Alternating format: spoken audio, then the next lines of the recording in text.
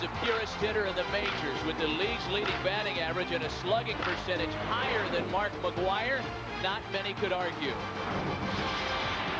The most powerful hitter in the bigs. Mark McGwire has passed Lou Gehrig on the all-time homer list, and Big Mac is the first player to hit 50-plus 3 years in a row.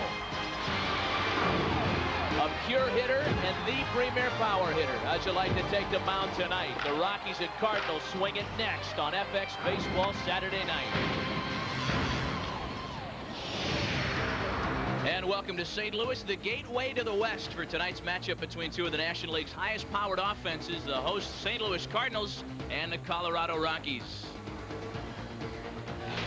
Last night here in Game 1 of the series, Mark McGwire struck for career home run number 495 against starter Pedro Estacio. Big Mac getting very close to joining a rather exclusive club, the 500 home run club. And welcome back to Busch Stadium. Matt Vasgersian, Ken Brett. McGwire heroics aside, there are still problems here in St. Louis. Tony La Russa's bunch has had trouble pitching the baseball. You know, one of the things that La Russa has been bothered with the last 2 years is lack of starting pitching. And once again, here in '99, it's the same old story. He's lost Donovan Osborne, he's lost Matt Morris, and he's also lost Alan Bennis. But there might be some hope in the future. Alan Bennis worked out before the ball game today. This is his last little start here before he goes on a minor league rehab. They hope to have him back before the end of the season. Well, back to what makes things go here in St. Louis. This is Mark McGwire's show. McGwire on a very strong pace compared to the home run binge of '98. Well, he's only on pace to hit 60 home runs this year. Last year, of course, he hit the 70, and this guy is the main reason that people come in record numbers to see this ball club. I mean, he has set the standard for hitting 50 home runs in a season. He is just a great, great home run hitter. And what Mark McGwire is to the Cardinals, Larry Walker is to the Colorado Rockies. Larry Walker, in the minds of some of the people in Colorado, one of the best players, if not the best player in all of Major League Baseball. He can hit. He can hit with power. Look at the defense he can give you. He throws the ball well. He leads their team in stolen bases. He is an outstanding, outstanding player. Won a batting title in 1998. Is en route to a second in as many years in 1999. The MVP in '97. Well, there is a lot to talk about on the telecast tonight. The Rockies have already struck. They've announced a major trade moments ago. We'll set that up for you as we continue tonight.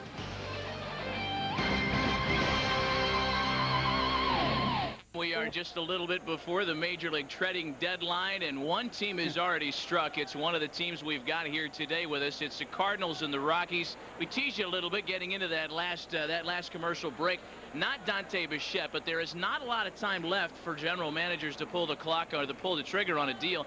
This is the big trade. Really an exchange of center fielders and left-handed relievers. The principals, Brian McRae going to the Rockies in exchange for Darryl Hamilton. You know, two center fielders getting traded for each other. And the interesting thing about this trade is that Brian McRae was supposedly put on waivers by the Mets several weeks ago, caused a big stir. Obviously, he did not fit into their plans. He is a free agent at the end of the year. They did not think they were going to keep him. Now they get Darryl Hamilton, pretty good center fielder, not probably as good as a Brian McRae, but he signed through 2001. Maybe a little more stability, a little more left-handed help, which everybody looks for this time of year. In an exchange of left-handed pitchers, Rigo Beltran going to the Rockies and Chuck McElroy going to the Mets. How does this affect the Mets? They have suddenly become very competitive in the NL East, and is John Schuerholz of the Braves a little worried? Well, I think John Schuerholz, everybody says he's going to make a trade. He's looking for some help in the number 1, number 2 position. He's a little concerned about John Smoltz. I think there's a lot of things that are going to go down to the wire, and maybe this is just the first little thing that gets things rolling. It's almost like being at Times Square on New Year's Eve. We're going to have a countdown for you until the trading deadline hits. It's a lot of fun, and we'll be having our eyes on the wires all night long.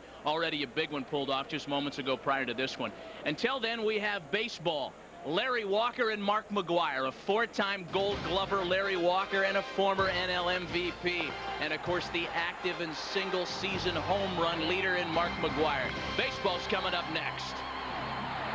Stadium, there is the time with which general managers have to consummate a deal before it gets very tricky with players having to clear waivers.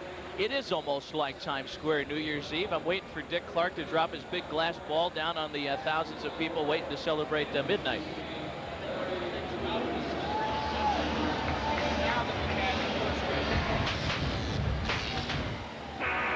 Check the Rockies lineup for tonight per first-year manager Jim Leyland in his 14th season managing in Major League Baseball. Nefi Perez will lead things off at shortstop.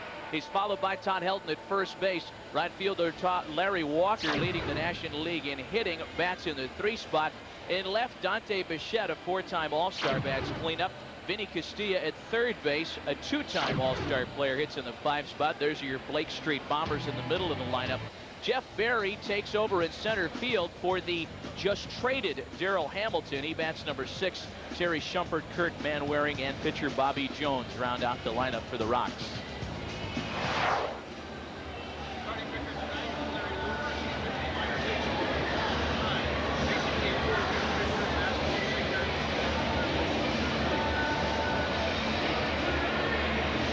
Larry Lubers at 1-1. His last major league start came against these Rockies at Coors Field, and he pitched very well. That's where he earned the win. He's a slider sinker pitcher, a AAA All-Star, having won 11 games at AAA Memphis prior to being called up. Lubers is as good as his off-speed pitch will allow him to be. When the sinker and slider is working, Lubers is very hard to hit. Jim Leyland has stacked the Rockies lineup with a number of left-handed bats. There you see the numbers for Lubers overall in just 2 major league starts this year. Not easy duty for any young pitcher to pitch against a Colorado Rocky lineup in 2 of his first 3 starts of the season. That's exactly what Larry Lubers is having to deal with, facing the Rockies again tonight. Nefi Perez leads it off. Perez, Helton, and Walker for the Rocks.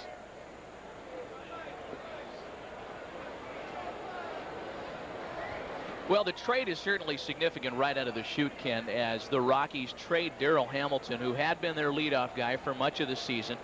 Hamilton was penciled in the 2 spot tonight. He'd been batting second for the past month or so under Jim Leyland, but that certainly changes around the dynamic with the speed at the top of the order for the Rockies. Well, one of the things the Rockies have been lacking all season long is speed, and I think Jim Leyland, the manager, would be the first to admit to that. Now, Darryl Hamilton has good speed, but he's got a bad knee, and it's not 100%. Brian McGwire, I think, gives you a little more speed at the top of the lineup, and I think he's probably going to do equal, if not a little better job defensively in Coors Field, where you need 3 center fielders to do a good job.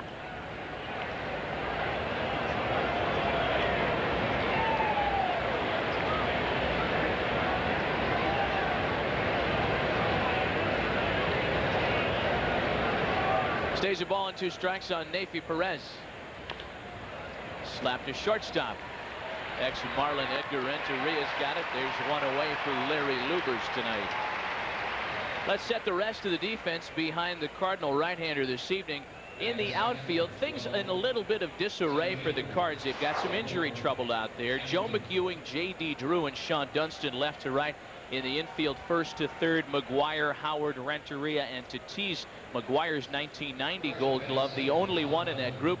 Eli Marrero catches, and again, Larry Lubers making his 3rd start of the year.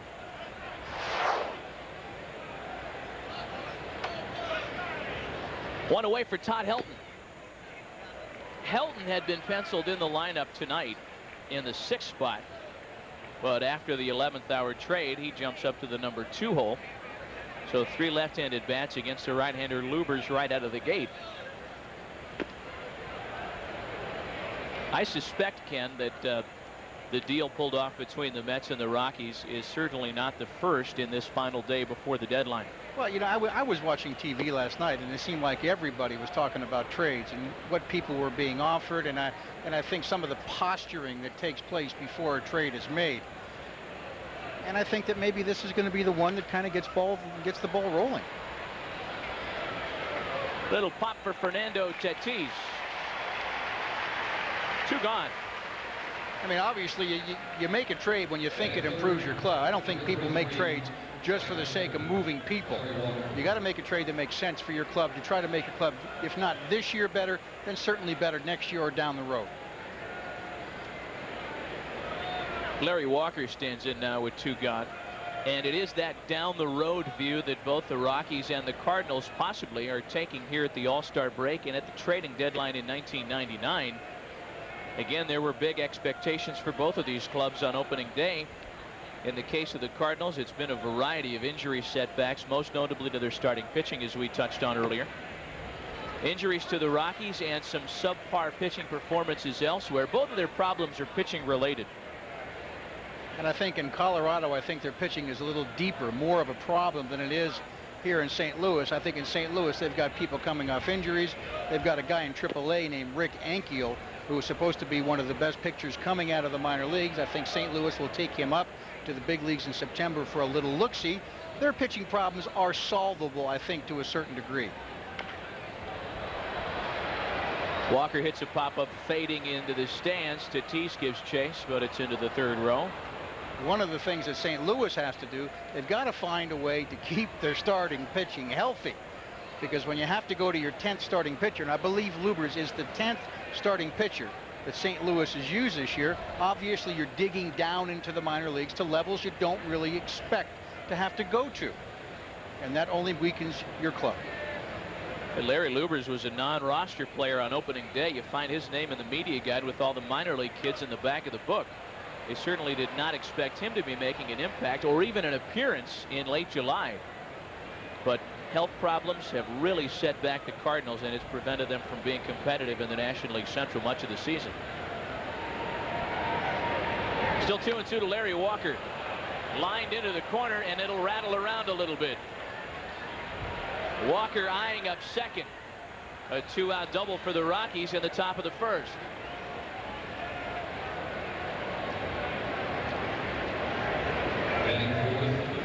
Now here's a guy that's got tremendous power. He's got tremendous extra base power. He finally gets a pitch he can handle right there. Notice how that pitch is up in the strike zone. He just lashes it right into the corner. Easy stand-up double. Well, that'll do nothing to hurt his National League leading .367 batting average coming into tonight. Walker making a charge at back-to-back batting titles after his 1997 trophy that reads MVP. Here's Dante Bichette now. Chance to drive in a run with Walker aboard and 2 gone. But I will tell you one thing about Larry Lubers. Here's a guy that is not afraid to stick it out to a certain degree. Last 5 years, he's been in the minor leagues at AAA, just gutting it out, waiting for an opportunity to like this. Now, obviously, he knows how to pitch. 29 years old, he was on the AAA All-Star team. This year in AAA, he was 11-4. He knows what he's doing out there. The question is, do it up here. Try to get yourself a job as a number 4, number 5 starter and get back to the major leagues. Originally a number 8 draft choice by the Reds back in 1990 out of the University of Kentucky. Yeah, he has certainly paid his dues. But a lot of minor league starts between 1990 and 1999. 2 balls and no strikes on Dante Bichette. Walker running unnoticed. Walker gets into third base without a throw. That's 10 stolen bases for Larry Walker. That leads the club. And obviously, Luber's just not paying enough attention to him. And a lot of times you don't steal third base with 2 outs unless you can do it just like that. Kind of lollygag it down there. 3-0 to Bichette, misses for ball 4. 2 quick outs for Lubers with Perez and Helton. He loses Walker on the 2-out double. Then after the steal of third, the base on balls to Bichette. Third baseman, Vinny Castillo.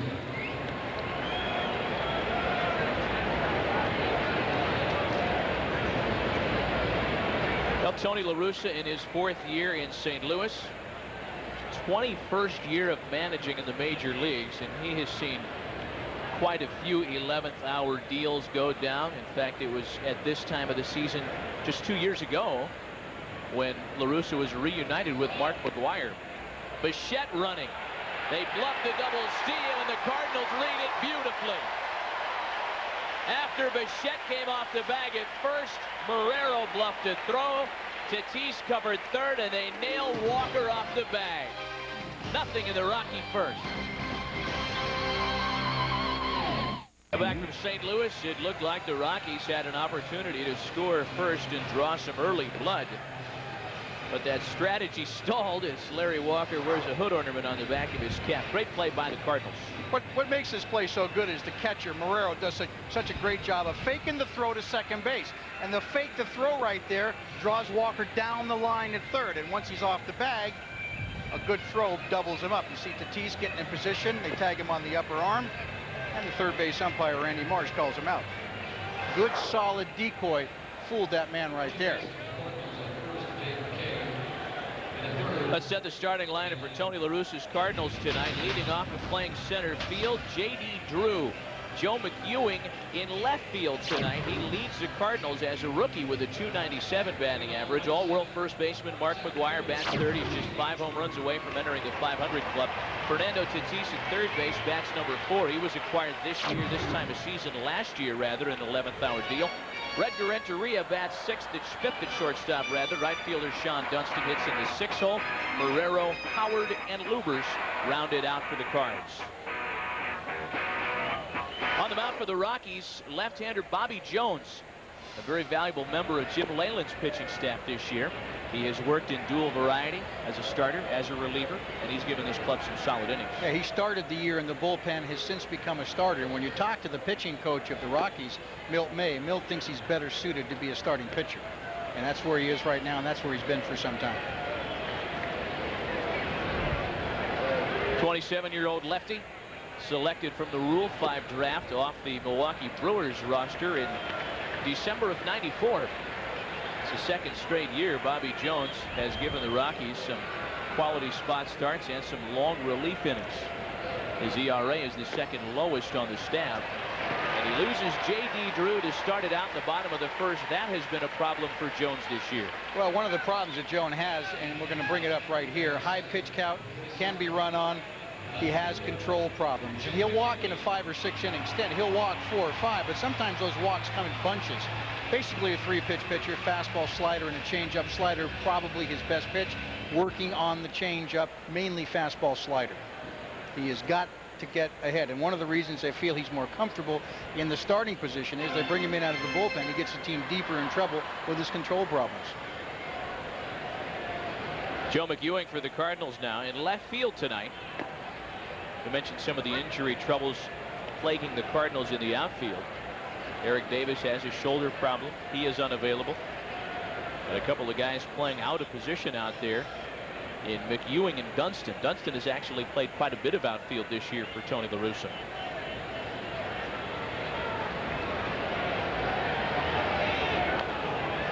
Drew running. It's grounded to second. Shumpert to Helton, 1 away, and it's a good thing the Cardinals started that runner.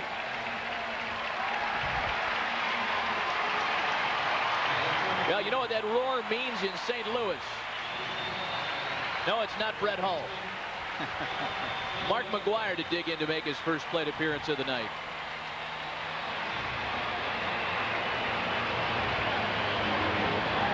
Big Mac with 38 home runs. He's homered in 10 of his last 15. And is very close to his record-setting pace of 1998.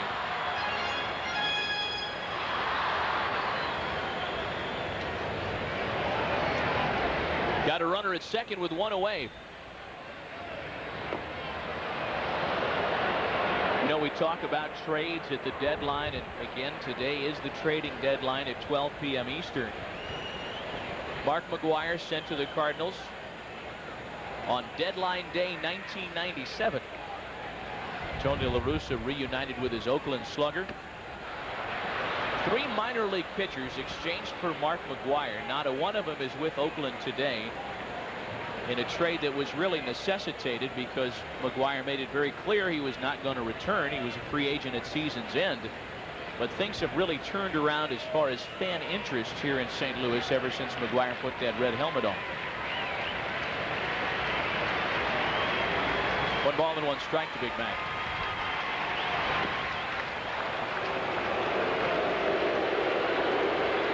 And I think here's a situation that kind of puts it all under one hat for Bobby Jones. He's pitching very defensively right now to McGwire. Here's the kind of guy you've got to come after this guy.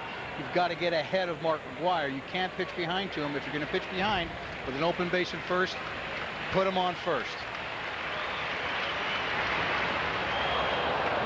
Well, that's a pretty bad swing right there from Mark McGwire. I think 2-1, you've got to look for something hard. Throws him something off speed and has him way out in front, and that's a bad swing for Mark. 2 balls and 2 strikes from the left-hander Bobby Jones. McGwire hit 2 home runs against Colorado among the 70 in 1998. Both of them against John Thompson.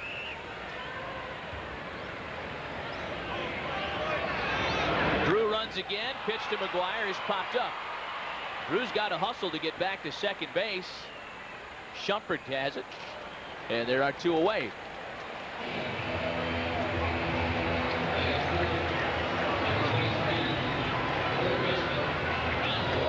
Always a big out when you can retire McGwire with a runner in scoring position and less than 2 out. 2 gone now for Fernando Tatis, and certainly not the kind of guy you can pitch around. Tatis has some protection in Edgar Renteria behind him, and like Tatis, McGwire before him has protection in this guy. In fact, Mark McGwire and Fernando Tatis have combined for more home runs by teammates than any other 2 major leaguers this year.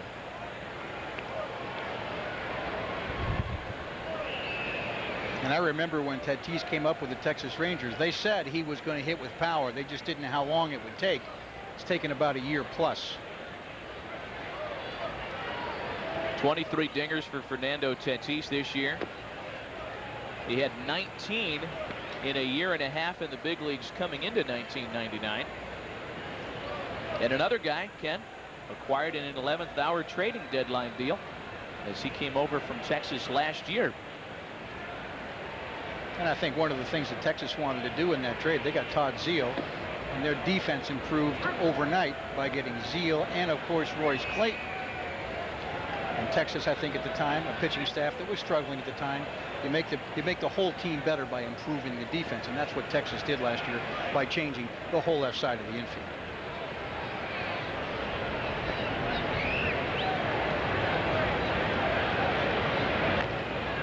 Two balls and 2 strikes to Fernando Tatis. And of course, one of the players that came to St. Louis in that trade, left-handed pitcher Darren Oliver. Good for him because he's a pretty good hitter as a pitcher. He has to help himself a little more. Well, if Fernando Tatis had not put himself on the map earlier, he certainly did earlier this year when he hit 2 grand slams in the same inning against Dodger pitcher Chan-Ho Park. Fernando Tatis was all of a sudden a rather well-known name in not only baseball circles but among casual sports fans as well. 3-2 now from Bobby Jones.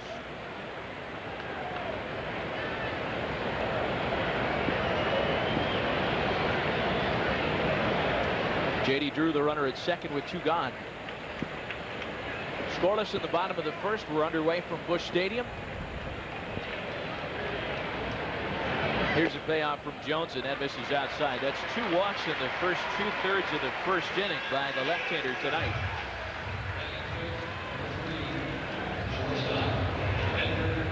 Well, it certainly is a theme.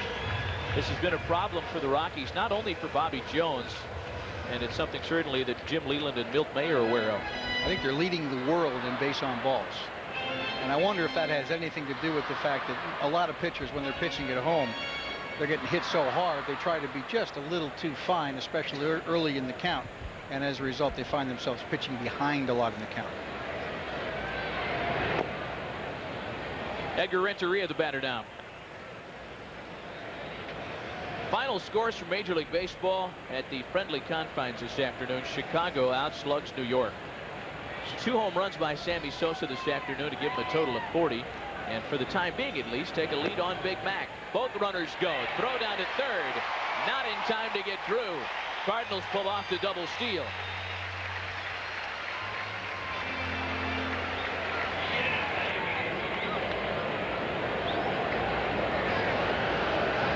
One of the things we had talked about Bobby Jones does not have a good move to first base, and they say he's pretty easy to run on. And normally you don't try to steal third, as Larry Walker did, unless you're pretty confident you can do it. And the double steal was just pulled off.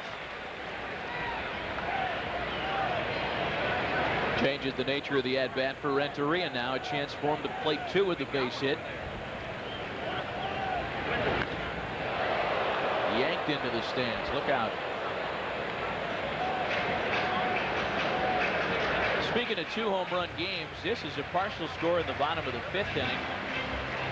Barry Bonds with a couple of home runs. That's 4 in his last 2 days to give him a total of 16 as San Francisco's trying to trump up on the red-hot Reds.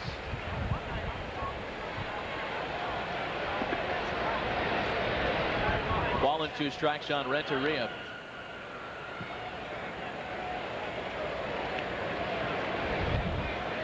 You know, one note about Bobby Jones I'd like to pass along. We had said he makes a lot of pitches. He's made a lot of pitches in this inning already.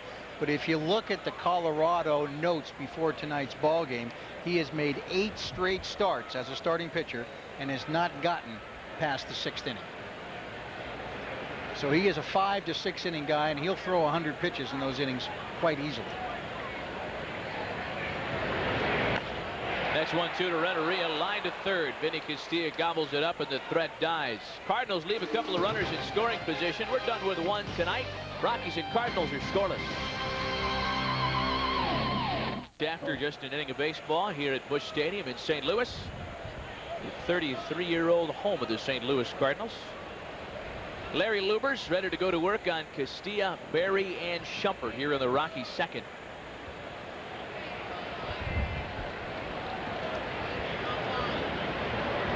Vinny Castilla, 267 batter to start playing tonight. 21 dingers, holding up his end of the bargain as one of the Blake Street Bombers. You know, he was one of those players that people were talking about as might be moved before the night was over, and I was talking to some of the Colorado people. It's not like they have somebody to take his place at third base, and here's a guy that's pretty good offensively. And he strokes a leadoff single into left.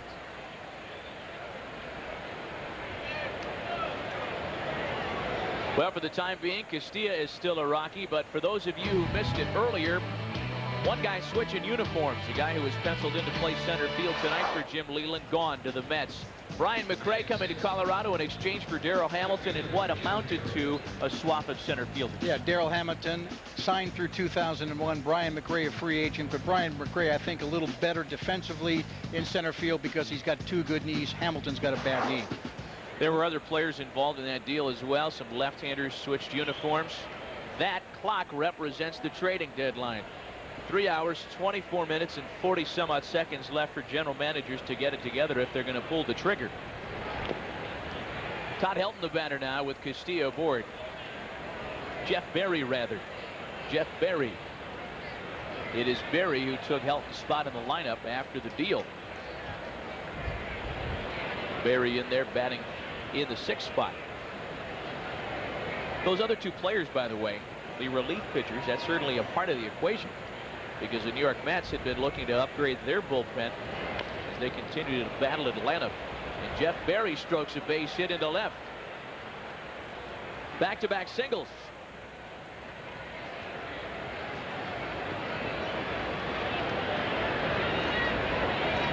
Rigo Beltran and Chuck McElroy, the left-handed relievers, switching places. And the reason this is such a big deal, and you hear so much about the trading deadline, is that it becomes much more difficult for teams to make moves after the July 31st deadline because it involves players needing to clear waivers. Well, let's say the California Angels, and I believe the Angels came out today and said they were not going to trade Chuck Finley. But let's say on August the 1st or August the 2nd, they want to trade Chuck Finley. Now the whole ball game has changed. What they have to do is they have to put him on a list, the waiver list. Anybody from the bottom of the standings up can claim him on waivers unless they let him clear. If he clears waivers on by every team, then they can trade him. But if anybody puts a claim in to take him, they can take him, and it doesn't cost them a play or anything. They can just take him for nothing. Terry Shumpert the batter now with Castilla at second base, Berry at first. Shumpert hits a little fly ball into short right. Howard out there from second. He bobbles but puts it away. A fine running catch by David Howard. Now, if a player is taken on waivers like that, you have to give the team a little money for him, but it's certainly a lot easier than making a trade for a player like that. Yeah, David Howard's always been known as a very good defensive player. Came up with the Royals as a shortstop. Has a little trouble with the ball there. See it popping around a little bit, but grabs hold of the ball. Quickly turns, looks at the runner on second base.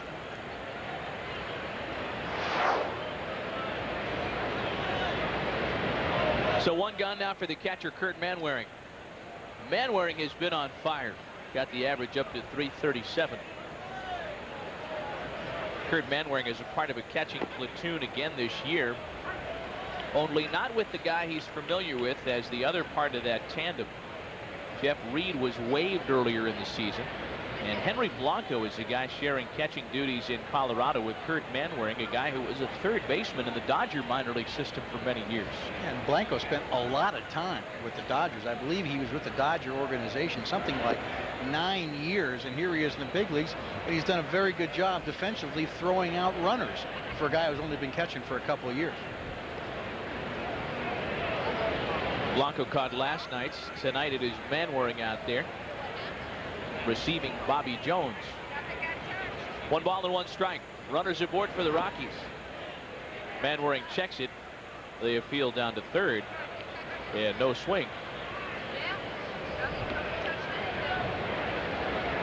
C.B. Buckner at first base on the appeal.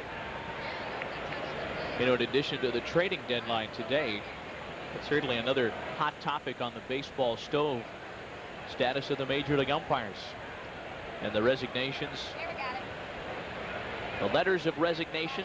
They asked to rescind them. Major League Baseball said no, and there are a lot of guys out of work.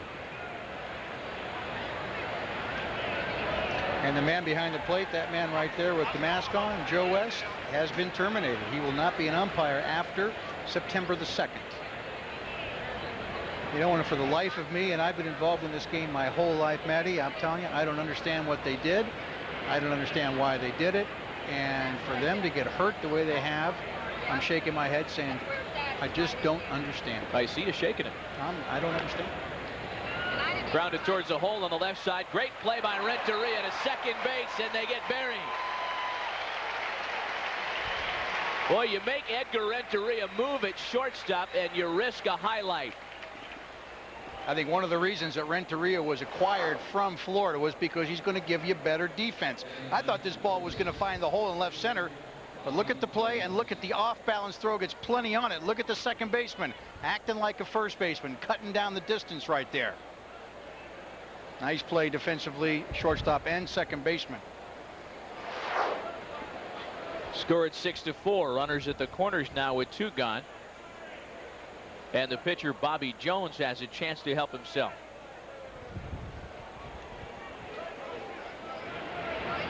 Jones, one of those freak of nature fellas. Throws left, bats right.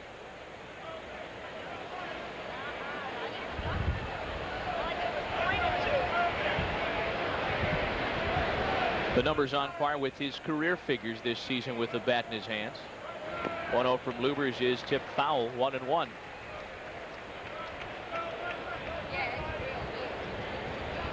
Criticisms of the Rocky offense have really only revolved around the lack of team speed, something that happened last year under Don Baylor, something that's going on this year with Jim Leyland. So it doesn't have too much to do with managerial traits. They just don't have the horses to run. That would sit well into center field. J.D. Drew has a beat on it, however, and again the Rockies leave some base runners. 1.5 gone in St. Louis, scoreless.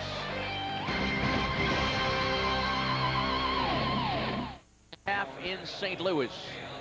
FX Baseball Saturday night here at the Gateway to the West, the Rockies and the Cardinals. Well, we gave you a score earlier today. Told you that Sammy Sosa pretty much single-handedly sunk New York. But look at the NL East. New York in a virtual tie for first with Atlanta, and it's the first time in 5 years that the Braves have not had a foothold on first place by themselves this late in the season. You know, I think the Mets this year thought they had a chance to play with Atlanta. I still think, like a lot of people thought at the beginning of the season, Atlanta obviously still the team to beat. This one could go down to the wire. Let's see if Atlanta does something between now and that dreaded midnight hour on the East Coast. But look at Philadelphia. Philadelphia only 4 games out of first place. They have had themselves a great year. And right now in the ball game, as you can see, Atlanta over Philadelphia 6-2.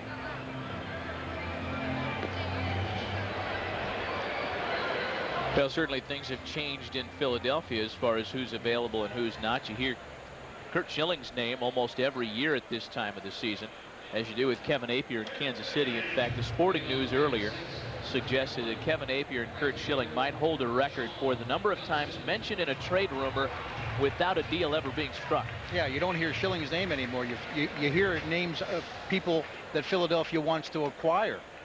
Andy Pettit of the Yankee, one of those guys, and there's still some question as to whether the Yankees are going to make that trade for the left-hander. Sean Dunston leads off the home half of the second for St. Louis. Dunston, Marrero, and Howard.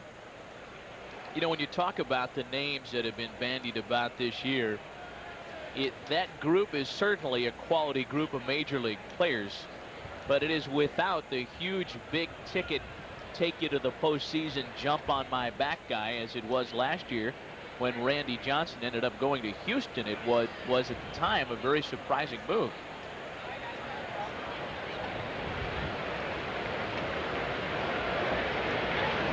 It's funny, last night I was watching one of the TV shows and they were talking about Ken Griffey after the Randy Johnson trade, how upset he personally was about the quality of the people they got in return.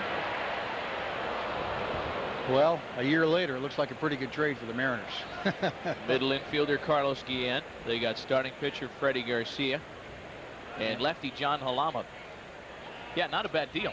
Good deal for Seattle, and sometimes a deal like that takes a couple years before it starts to really figure in how well it has helped the club. Dunston bounces to the left side and under Nefi Perez.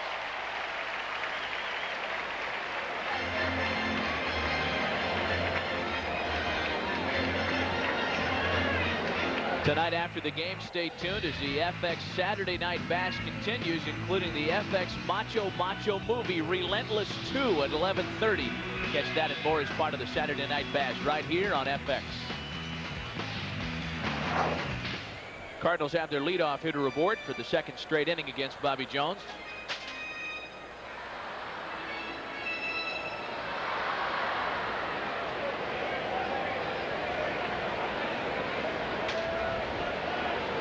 Eli Marrero, the batter now. Marrero checking in at just 202. 6 home runs and 28 driven in.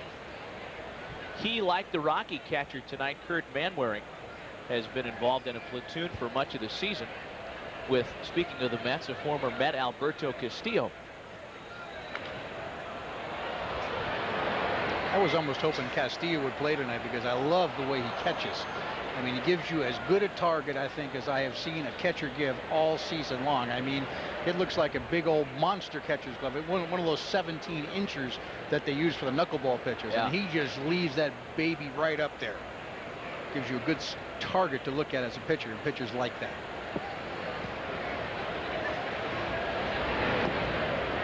What would prevent a guy from wearing the knuckleball catcher's glove with a non-knuckleball pitcher out there? Tougher to get it out? I think it's easier to catch the ball, obviously, but I think you put your hand in there, you're liable to come up with 3 or 4 empty spots.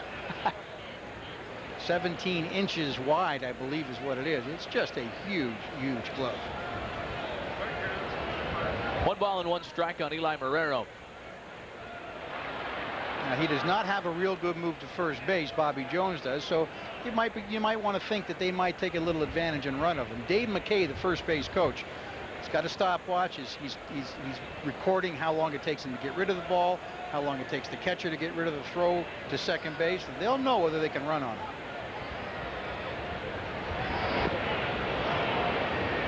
Ball and 2 strikes on Marrero now.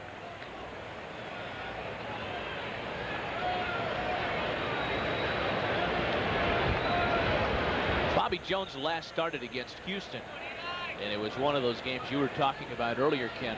5 innings, 8 hits, 5 walks, but only gave up 3 earned runs. Well, he got a break in that game. 5 innings. You think about this for a second. Marrero taps to the left side. Perez to Shumpert for 1. Back to help, not in time for the double play. The guy goes 5 innings, gives up 8 hits and 5 walks. 8 hits and 5 walks, 13 runners. 5 innings and 13 runners. Think about it. That's an average of almost 3 runners per inning. To give up only 3 runs, double plays, couple line drives perhaps, that is not the way you pitch and win. You try to give up a hit per inning, it'd be ideal. Anything less than that is very good, and you try to keep the walks down. But you put 13 runners on base in 5 innings, I'll guarantee you an ugly ERA and not a big raise next year. Here's David Howard now with a runner at first and 1 gone. Switch hitting second baseman in there with a .250 average.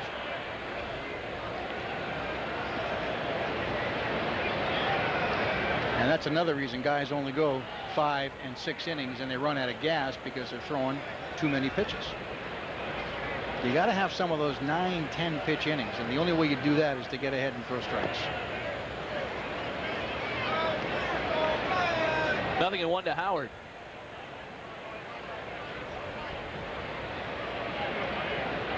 Well, all that having been said, Bobby Jones has still started more games than any left-hander in franchise history.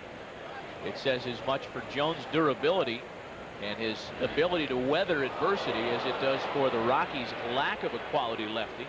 That one comes in and gets David Howard. Well, you don't often try to hit the number 8 hitter, especially when he hasn't played a whole lot. He's trying to come inside and the ball just gets him right on the knee. So now first and second, 1 man out. I'm looking for the bunt here. I'm going to go out on a little limb here, Matt. You sure? I'm going to go out just a bit. Runners at first and second, and the pitcher Larry Luber's due up.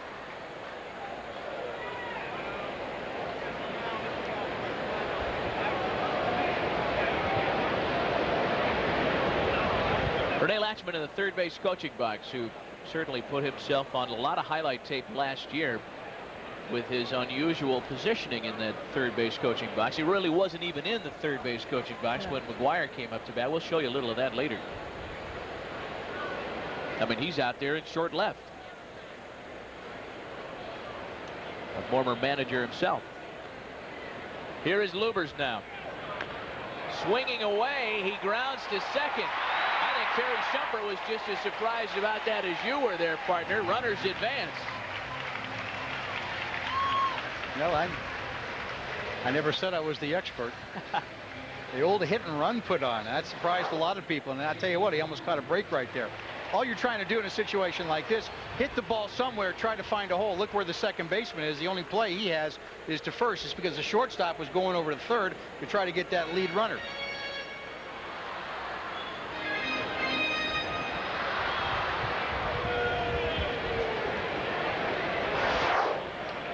So a couple of runners in scoring position now for J.D. Drew.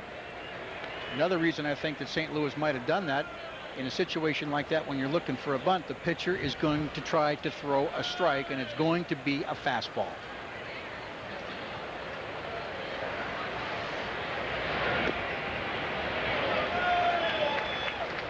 J.D. Drew's numbers with runners in scoring position a little bit better than his overall line. He's got Barrero at third and Howard at second with 2 gone here in the second inning.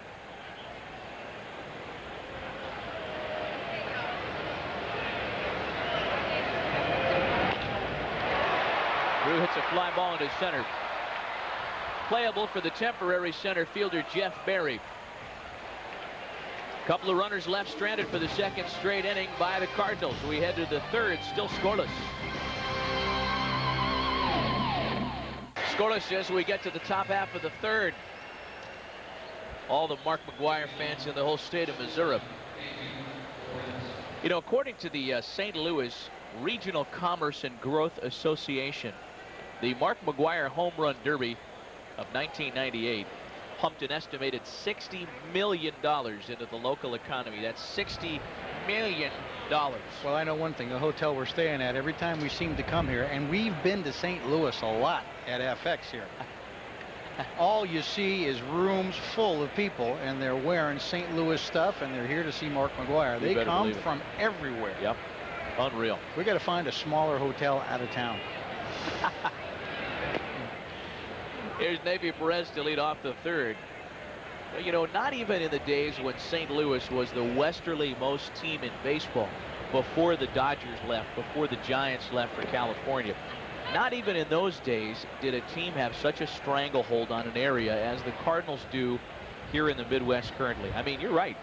That is not made up, folks. Everywhere you go, you got kids wearing McGwire jerseys, red caps, red breeches. Unbelievable.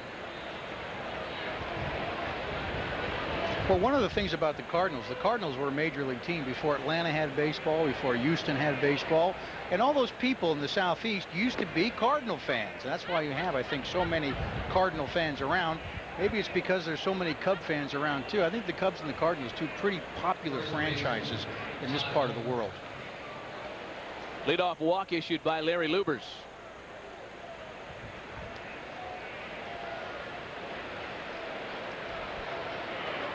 See, Dad's got his little pennant right there, or is that a scorecard? Looks like a scorecard, teaching the young man how to keep score. He's trying to figure out which of the smart alecky players wrote "I am stupid" on the baseball. Yeah. Todd Helton, the batter now.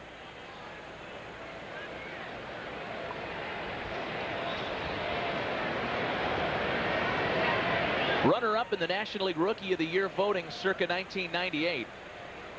In the closest National League Rookie of the Year vote in 16 years. Solid drive out to right. Dunston spins around and watches. Good night now, Todd Helton. Number 18 for the former University of Tennessee volunteer quarterback. And the Rockies draw first blood tonight.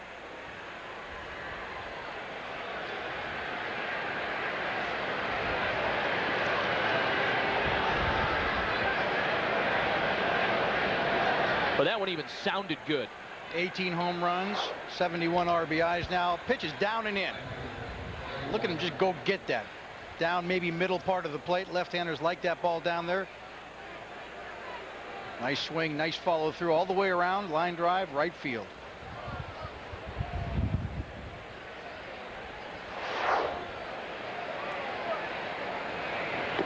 Two 0 Rockies. A 2-run home run by Todd Helton with nobody out. I was talking to Larry Walker before the ball game in the locker room, and I said, yeah, you know, we were talking about the Hall of Fame thing because he knows my brother George. And I said, do you think you have a chance to go to the Hall of Fame? I said, you're a pretty good player, obviously. Look at your batting average, MVP last year, putting big numbers on the board 3 years in a row. He said, no, I don't think so. And I said, why? He said, do you think anybody from Colorado is ever going to get to go to the Hall of Fame? I said, Larry, I think you're dead wrong. I think the numbers are what get you to the Hall of Fame. Only two guys with a better batting average over the last 5 years. Little pop into left. Joe McEwing has a glove on it. Well, there have only been 3 players to hit .360 or better in 2 straight years since 1930, and Larry Walker's one of them. Wade Boggs and Tony Gwynn the other. You're right. When you look at the numbers, if Larry Walker continues on this pace, he certainly couldn't retire today and get there. Well, Gonna have a chance. I don't think he's going to get there based on what he's done right to this point in his career. But, you know, Larry signed for 6 more years with Colorado. He has 4 or 5 more good years. I think he's a legitimate candidate for the Hall of Fame. It's the numbers, Larry. And the numbers right now are good numbers. Dante Bichette now with 1 away and 2 in. Line to left. McEwing spins around on it, and this one's gone. Dante joins in. His 22nd of the year. 3-0 Colorado. Well, you know the Rockies, they're going to hit their home runs.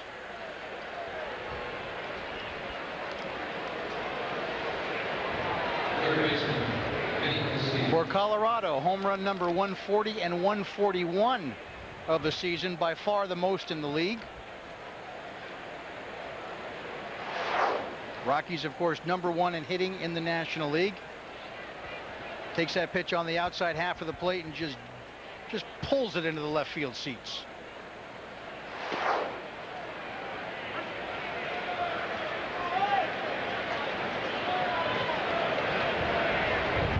Vinny Castilla the batter now. Castilla's got a 0-1 count from Lubers. Larry Lubers had given up 1 home run in his 2 major league starts prior to tonight's. Touched up here for a pair in the 3rd inning. You know, one of the common misnomers about the Rocky offense. And here's Vinny. Orange whip, orange whip, orange whip. 3 orange whips.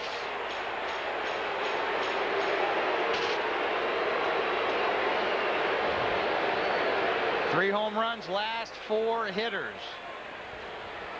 And what a surprise, the 3 that have done it. Helton, home run hitter number 18. Bichette got 22.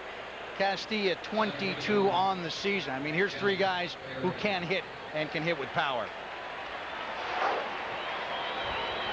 And where's this pitch? Up in middle of the plate. So Dave Duncan going to go out to talk to Larry Lubers. Don't forget, he spent 5 years in AAA before getting his recall. This is his third start in the big leagues. He was 11-4 in Memphis, had a good ERA, 3.91. And Duncan just out there trying to settle him down just a little bit. The Rockies explode for 3 bombs in the third. Just getting ready to say that one of the common misnomers about the Rocky offense is that it only beats you up in Denver. That is not the case. Well, their batting average is not as good on the road as it is in Denver. But, you know, in Denver, the ball, I think it's a different ball game in Denver for both clubs. But they can still hurt you on the road. Jeff Berry the batter now, and after the 3 home runs by the big guys, Berry takes one up around the ear hole. 1-0 from Lubers is bounced foul. There is a whole lot of pop in this lineup, and for that guy Dante Bichette, looks like he's going with the Riley right now, jacking back the do. Yeah. He's got the good do working, doesn't he? He was much maligned last year for not hitting home runs. The guy hit wonderful average last year, a career best, but Rocky people got on him for not hitting enough dingers. This year he says, all right, you want home runs? About 22 in July. A fly ball out there in short right for David Howard.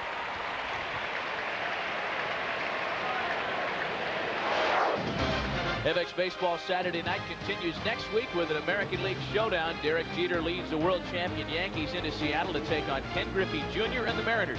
Yankees and Mariners next Saturday at 9 p.m. Eastern, 6 Pacific, right here on FX.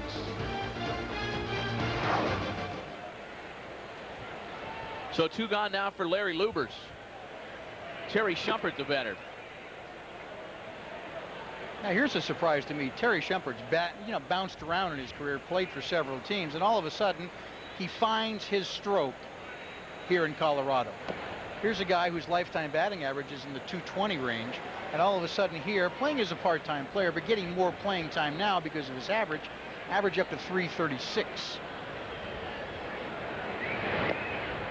Broke into the big leagues in 1990 with the Royals. Has spent since logged in time with the Red Sox, Cubs, and Padres at the major league level. He is well traveled, make no mistake. And some guys find their strokes later in their career. Some guys find the right coach to teach them a better stroke. And Clint Hurdle's the hitting coach of the Rockies, says he's got a shorter, tighter swing than he used to, and he's just making better contact. Well, and what a great bonus he's been for Jim Leyland, because without Mike Lansing this year, there was a lot of productivity to put back in the equation. When Lansing went down with a season-ending back problem, the Rockies searched far and wide for somebody to fill those shoes. Shumpert lines into left center. Hits just keep on a-coming here in the 3rd inning for Colorado. That's their 4th knock of the inning, the first that wasn't a home run. You know, it's funny, when Don Baylor got fired as the manager of the Rockies, people said that, well, there's some shortcomings on this team, and we think if we bring in a veteran manager, he'll fix the problems. Well, Jim Leyland has found out he has not been able to fix all the problems. Colorado still at the bottom of the standings in the National League, and some people in the organization who really liked Don Baylor think that's almost a little bit of justification on his part for making the switch. But sometimes teams have to change managers just to shake things up a bit. And Jim Leyland, of course, is an outstanding manager. And if anybody can turn it around here, I think this is the guy that can do it. And now that he's had a year under his belt in Colorado, I think he's going to start to do some things that he wants to do to make this team a little better. Kurt Manwaring brushed off.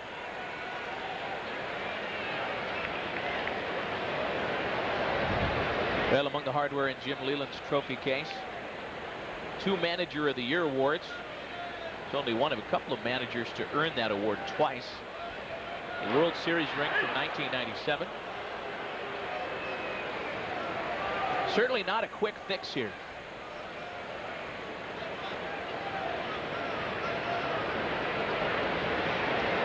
Shumpert from first with 2 gone.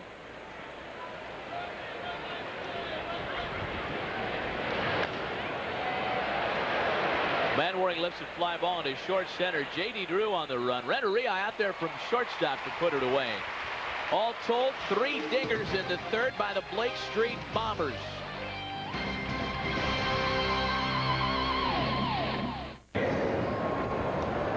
Now 3 home runs in the Rocky half of the third has given Bobby Jones a little room to work with, and them's the guys that done it. It's funny, you had talked about Dante Bichette, the club, going to him and saying, where's all the home runs? One of the things that Dante had done in the past, when he had a lot of strikes on him in years past, he would shorten his stroke a little bit, stretch out his stance, and get a lot of base hits, and now he's not doing that as much. Now he's still doing what the club perhaps wants him to do to a certain degree, continue to try to pull the ball, hit the ball out of the ballpark.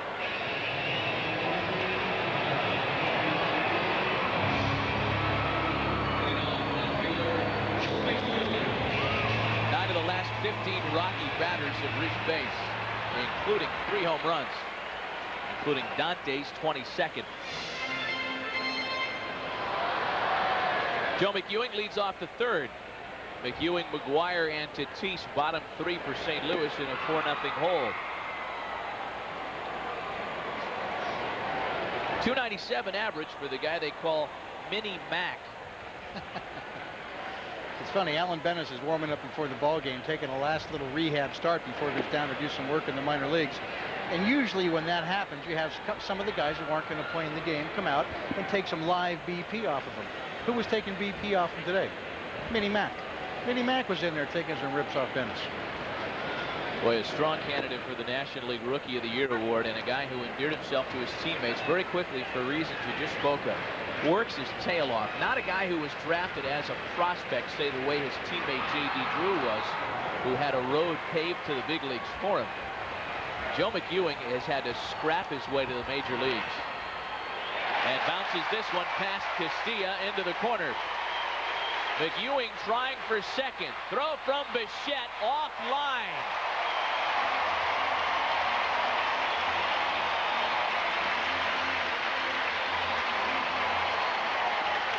He started the year at Double-A. In fact, he was not even in the starting lineup, I believe, at Double-A in April when the season started. Here he is trying to set himself up as the Rookie of the Year. They weren't thinking he was going to pull the ball, and right past the glove of Castilla it goes. This is an easy double.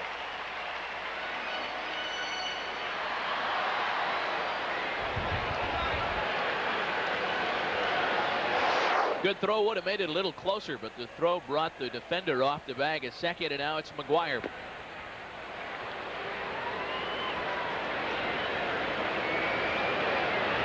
Second time Bobby Jones has faced Mark McGwire with a runner in scoring position. Certainly not making your life any easier.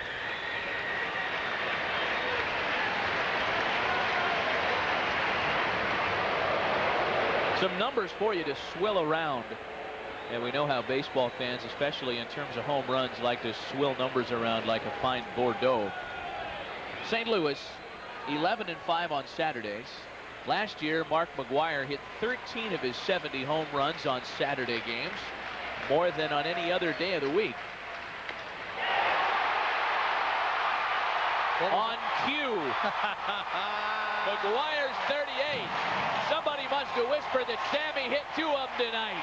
And Big Mac gets number 39 tonight.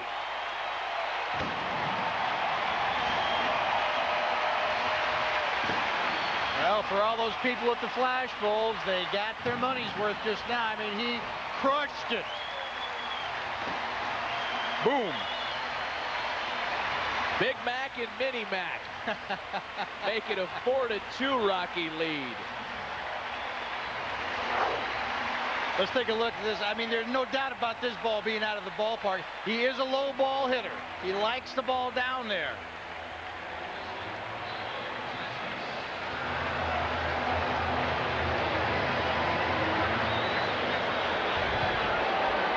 Let's take a look at the second runner on second base, McEwing here.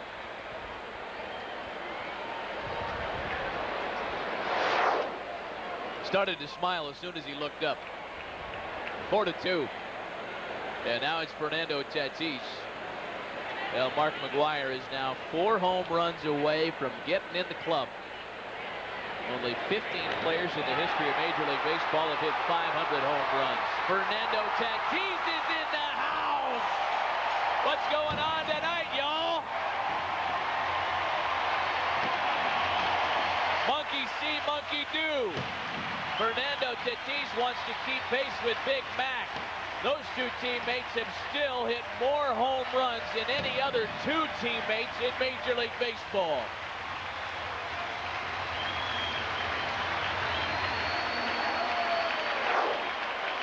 Five home runs in the ball game so far.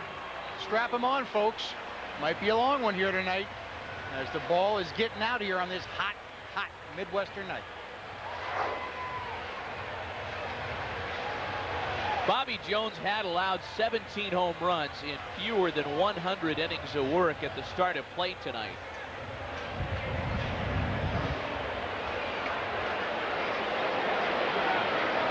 All of a sudden, we got a 4-3 ball game.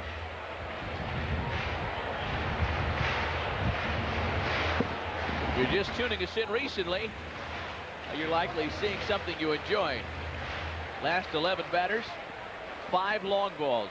And here's Edgar Renteria now to go to work on Bobby Jones.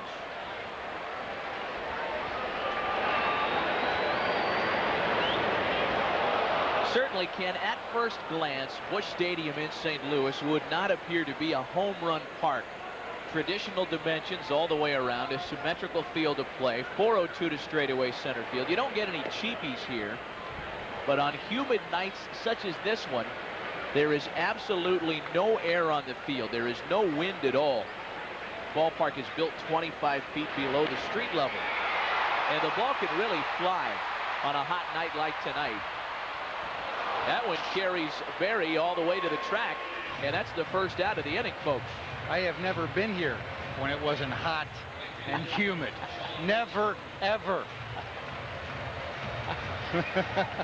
Never, not once.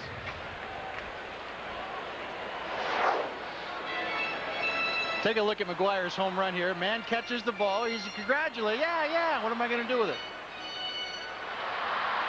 I'm going to give it to that young man right there. He'll probably throw it around the driveway tomorrow night. Throw it back on the field. No. Next up, Eddie Murray. Sean Dunston drops down the bunt. Castilla barehands and gets him. Nicely done by Vinny Castilla. Made it look rather routine.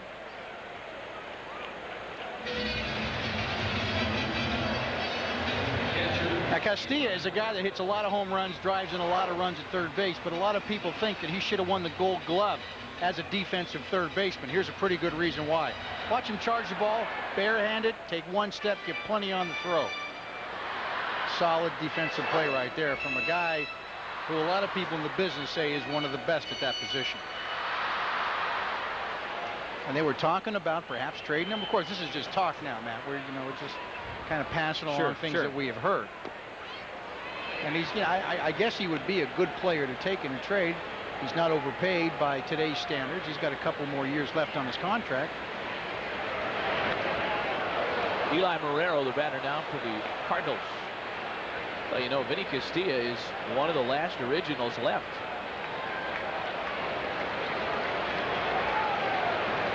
He and Dante Bichette were around when the team first took the field in 1993.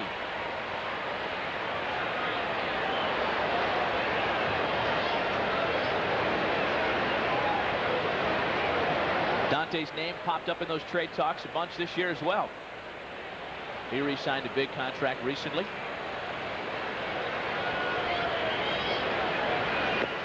Two balls and 2 strikes on Eli Marrero.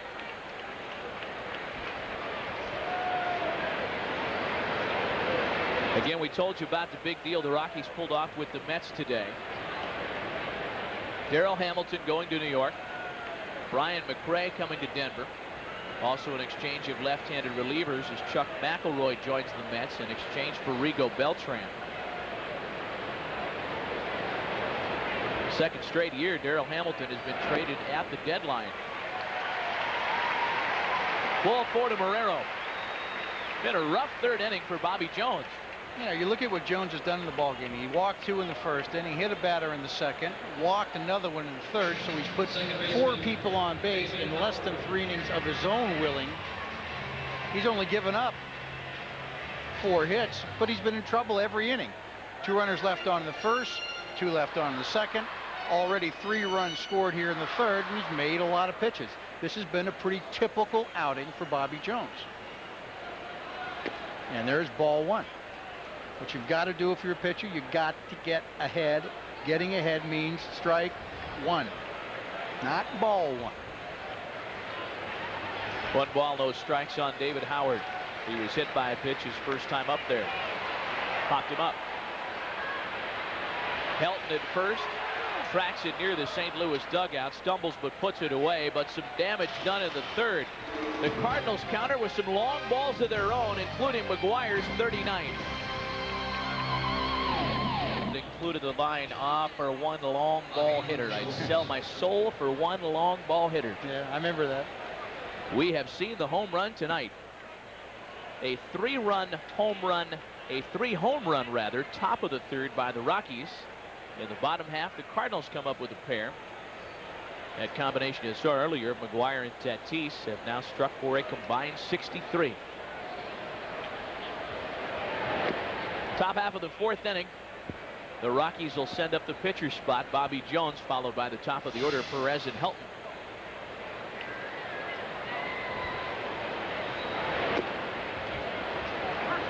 One ball and 1 strike to Bobby Jones.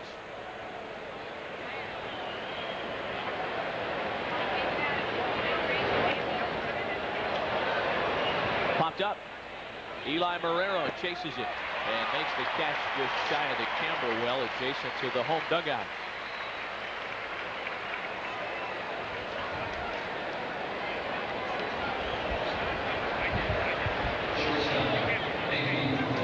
Hard to imagine Tony La Russa in his 21st year of managing in the major leagues. Started his managerial career with the White Sox, of course, so many great years in Oakland. In his 4th season here in St. Louis. Our Toyota League leaderboard shows you the active winningest managers in Major League Baseball. We got 2 of them here tonight. Davey Perez tries to drop one in front of J.D. Drew, but Drew makes a fine sliding catch for out number 2. Yeah, don't forget, Drew got hurt earlier this year. They sent him down to the minor leagues. I think they left him there for a couple extra days, or maybe 4 or 5 days, as he slides nicely underneath that catch, to try to get him motivated or not. You know, he's a real quiet kid, goes about his business very professionally, but I think they were a little disappointed in the level of his play at one time this year. Try to get a little jump start going there. But he's going to be a good one. Here's Todd Helton now. Lubers is going to try to have himself a pretty easy inning right here. A little 1, 2, 3, not too many pitches.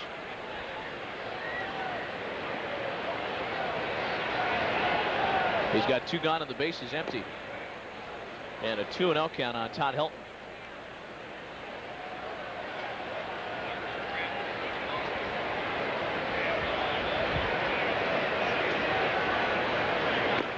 Helton's home run back in the third. His 18th of the year, as we told you at the time. He finished last season with 25, but didn't hit his first one until his 99th at bat. Got off to a horrible start in his rookie campaign. And a lot of people have suggested that if you could take his April away from his season last year, he would have beaten Kerry Wood for the Rookie of the Year honors last season. Well, he had a great second half last year is what he had. Off the skinny part of the bat, popped up. Renteria out there from shortstop. And it's the first 1, 2, 3 inning of the night. Middle of the 4th, 4-3 Rockies. Top of the home Cardinals by 1 as we go to the bottom of the 4th inning. Getting closer and closer to the trading deadline tonight. 12 a.m. Eastern. Midnight Eastern time. If you trade somebody after that and the paperwork is not in, sorry, pal. All you got to do is fax it in, have both teams agree to it. It's got to be done by 12. Oh, those faxes. Maybe email. I don't know. Oh, technology, huh? Larry Lubers leads things off. Yeah, it's wild when you watch a telecast from a major league venue these days and you see general managers sitting in the stands with their cell phones on, and they got their personal assistant next to them with a laptop wired up, and they're scanning the wires. What they do in the old days. Telegrams.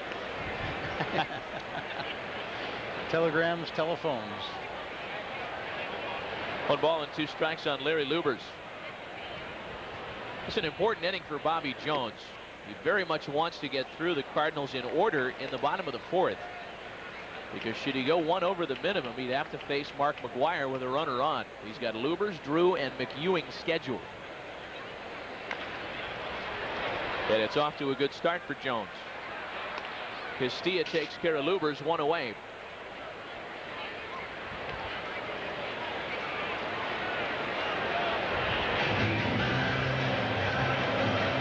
That'll bring up J.D. Drew.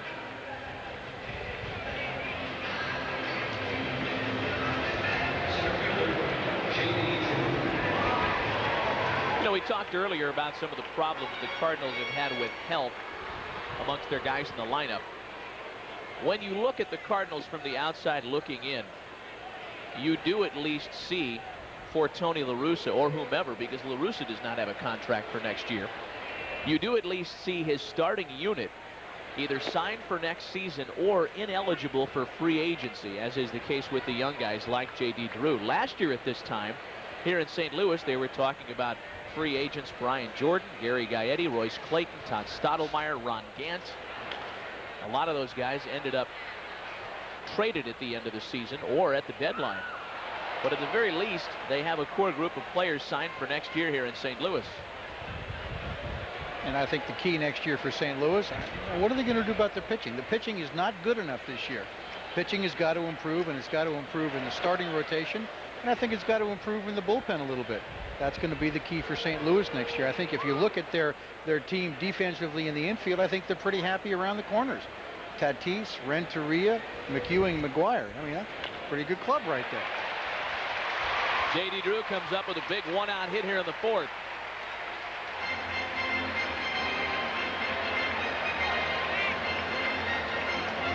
On the other side of that equation, Jim Leyland has a pitching staff that has, quite frankly, been getting rocked. ERA 6.16. They're giving up 11 hits a game, 7 runs per game, 5 walks a game. So you think about it. Look at the hits per game: 11, 5 walks, 9 innings, 16 runners on in every game. No wonder you're giving up 7 runs a game. Giving up too many base runners, and worst ERAs in this century. They're right up there in the top 4. Colorado's not going anywhere. I don't care where they're playing, even if they're playing on that big Coors Field. They're not going anywhere until their pitching gets better. As that graphic showed us, it is a pitching staff that is historically troubled. Right up there with the '96 Tigers. 0-1 on Joe McEwing. He doubled and scored in front of McGwire's home run in the 3rd. Now, the guy the Rockies had hoped would turn all that around was Darryl Kyle. They signed him after a 19-game winning season in '97 as an Astro. He struggled last year at Denver. Has struggled both in Denver and on the road this year. Darryl Kyle's name was bandied about quite often in trade rumors, but they were hoping by signing Darryl Kyle they'd be able to bring other free agents to Denver as well and say, hey, look, we got a curveball guy here. He can pitch here. Come on over. And the curveball is not the pitch, they say. In the long run, the curveball is not the preferred pitch in Colorado. It's more of a slider type of pitch that is going to get more people out. And I think the Colorado Rockies had talked to a lot of people about Darryl Kyle, but I think the one thing that scared a lot of people was the salary. I think he's making a ton. And a lot of teams did not want to take on that kind of a commitment. So it's hard to move guys like that unless Colorado, with 2+ hours to go in the deadline, decides to pay part of the salary themselves. If they pick up part of the bill, the more they pick up, I think the easier it is to move somebody like a Darryl Collins.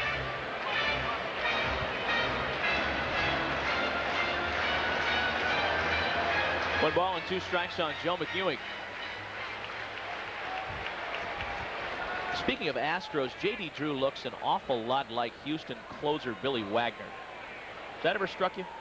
Well, since I don't know what Billy Wagner looks like, I think he looks a lot like him. I don't know. Boy, look at that. Any fans that know what Billy Wagner looks like? Isn't that him right there? Slap an Astro That's hat him, on isn't it? That's You Billy. bet. That's him. That's your buddy Billy. What's he doing here? Count is 2 balls and 2 strikes on Joe McEwing. J.D. Drew tried to run a lot the first time he got on base. Jones paying a little more attention to him this time. And again, McEwing fouls it away.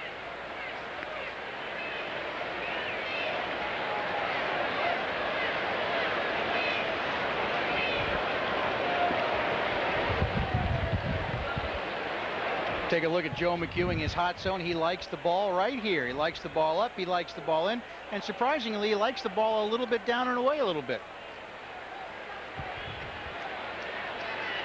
And he'll take that pitch, obviously, into right field. And here we go once again. 3-2 pitch, 1 out. I'm going to go out on that limb again. I think he might run at first base. Last time I said that, I'm dead wrong. I'm keeping score. Yeah. I'll give you 2-1 odds on this. Runner at first base is Drew with 1 gone. McGwire due up next. Cardinals trailing by a run in the bottom of the 4th. Runner goes. McEwing lines it into left. On the move is Bichetti. Slides and makes a great catch. Much maligned for his defensive abilities. Dante comes up big here. Dante made a nice running catch there. Well, Dante, one of the things about his defense that people aren't crazy about, he does make a nice catch there. He didn't have to go a long ways to get it. But people are saying in Colorado, because of his bad knee, he does not get to as many balls as he should. And some people are saying in Colorado, you need 3 center fielders to play the defensive outfield. Well, last time up, this guy, Mark McGwire, hit career home run number 496. He's just 4 away from joining the club. A runner at first for him with 2 away. 496 also was his 481st as a first baseman. Recalling, of course, his at-bats as a designated hitter in the American League. 481 as a first baseman. Passes Jimmy Fox for most in that position. Most home runs in a 5-year span. Pretty impressive.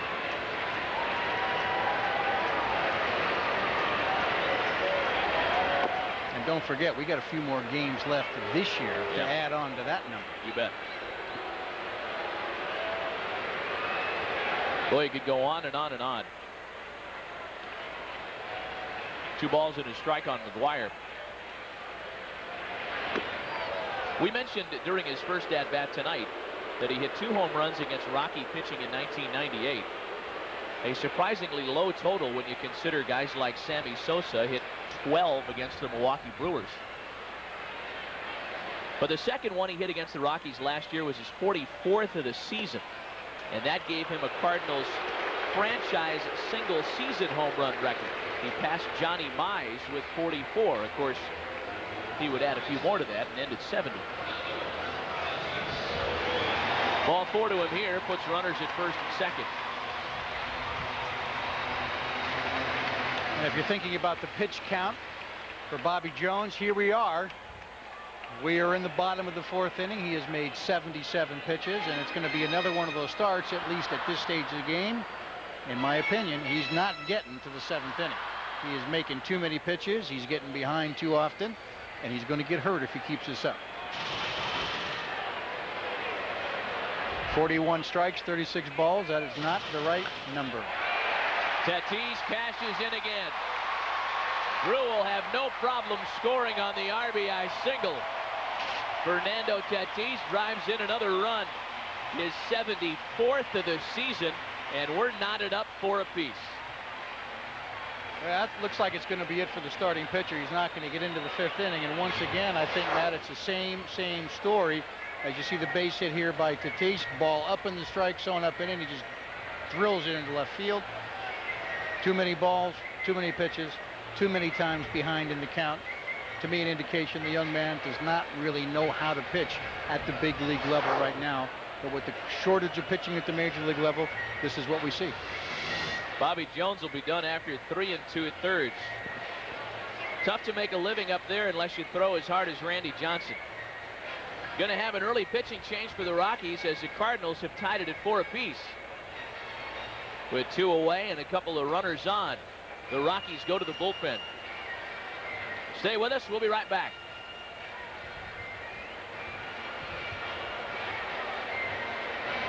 Cardinals have tied it at 4 apiece, and on from the bullpen to try and get out of the jam, it's right-hander David Lee. David Lee's been called up 2 times from AAA this year, 17 ball games, 1-0, ERA 5.3, 22 walks in 25 innings. Once again, here's a guy with control problems.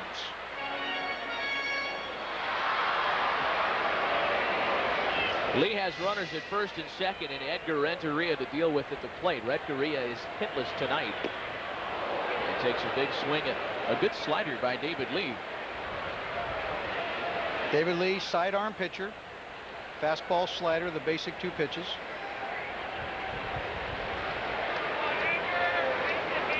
He's got McGwire at second and Tatis at first. 1 run in to tie it with 2 away. One of the things about the starting pitching for the Rockies this year, the starting pitching has not been that good. And as a result, the bullpen has been called upon to pitch over and above the call of duty. The guys are being stretched out in the bullpen. Instead of setup guys being asked to pitch 1 inning, they're out there pitching 2 innings. And they're doing it on occasion after occasion after occasion.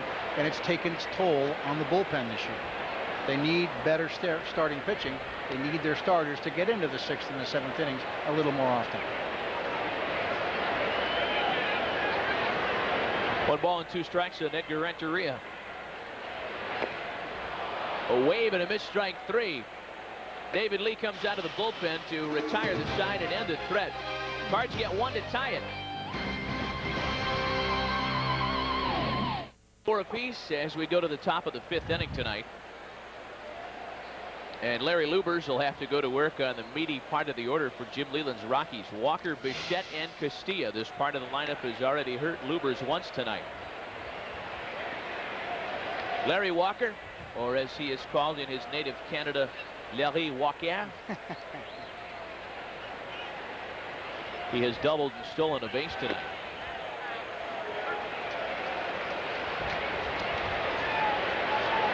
You know, earlier in our broadcast open tonight, we touched on the fact that Larry Walker is more than just a hitter. This is indeed the complete package.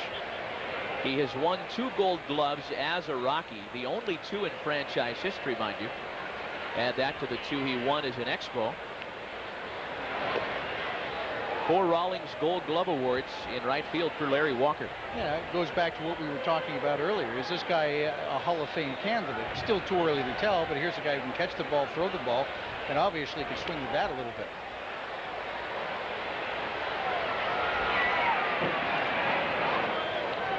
Full count now, 3-2.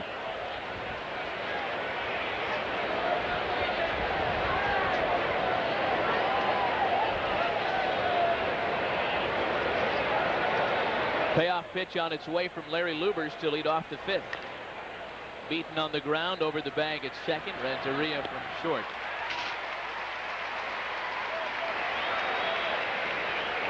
This Tuesday, watch back-to-back FX original series. Up first at 10, it's the Dick and Paula Celebrity Special, the new animated series from FX. Then at 10:30, Fast Food Films serves up 3 movies in 30 minutes. Yum, yum, yum. Watch all new episodes Tuesday starting at 10 Eastern and Pacific, right here on FX.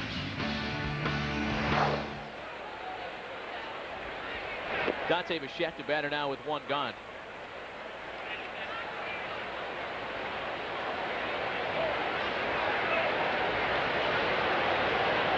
Bichette has homered and walked tonight, the home run number 22.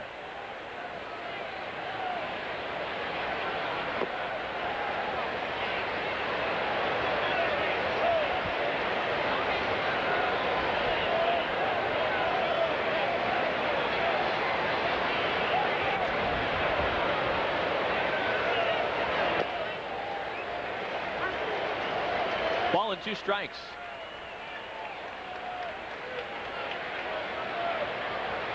See, the clock is still running here. 2 minutes or 2 hours, 15 minutes to go before the dreaded midnight hour in Nueva York.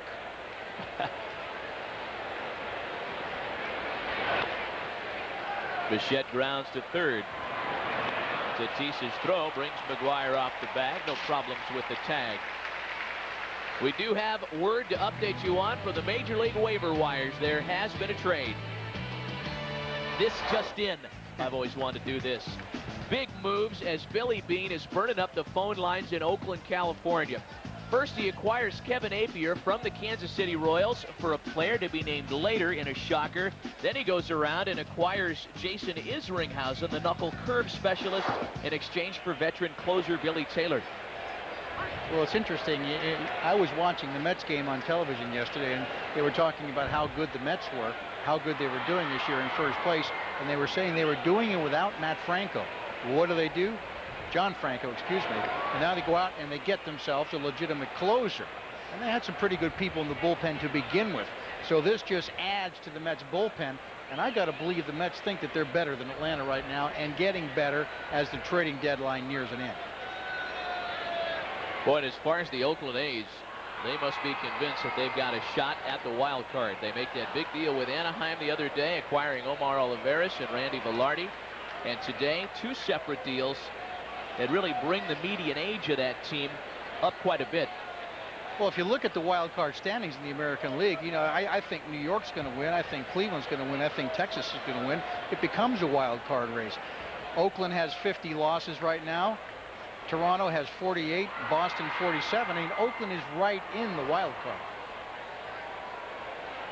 And I'm surprised that Appier is acquired for a player to be named later. You would have thought you could have got a couple of good prospects for him. That was not the case. That's going to be the talk of the league tonight. And we'll see who that player is later, but right now, looks like it could be a pretty good deal for Oakland. This is what we were talking about, updated through current standings. Oakland 3 games over 500. 3.5 back of Toronto, who holds the wild card if the season were to end tonight. There's ball 4 to Castilla. Boy, you got to prop up Billy Beane in Oakland. I mean, what's happening in Cleveland? All you hear about is how the Indians need pitching. What's happening in places like Cincinnati and St. Louis and Milwaukee, that tight National League Central. Well, I like Cincinnati. Denny Nagel came back and pitched yesterday. That's a shot in the arm for them. I'm surprised that the Atlanta Braves haven't done anything yet. But don't forget, we got a couple hours left. That can change very quickly. Only just the inning, you're saying. Oh, we're just getting started, baby. Jeff Berry, the batter now. Well, that's a big one. You know, and back to the Mets for just a moment. Steve Phillips had been talking about how he wanted to shore up that bullpen for the past couple of weeks. Claimed he was happy with Benitez as the closer, wanted some more setup guys. Now he can go ahead and move Benitez back to the setup role and close with Billy Taylor. Or he can do either if he wants to, depending on the kind of person he wants to get out. It just gives him more flexibility, which is, of course, a manager's dream. I think what Lou Piniella said, the first 6 innings are always for the fans. 7 through the 9th, it's all a question of matchups. Bobby Valentine right now has some pretty good matchups in the bullpen. And who closes in Oakland now as they are suddenly wildcard competitors in the absence of Billy Taylor? Will it be the veteran Doug Jones to get another chance to close out ball games in the American League? That remains to be seen.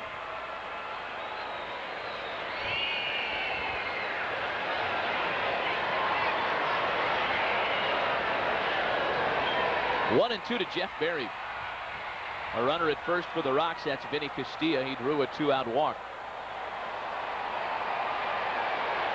Tied 4 apiece, top of 5.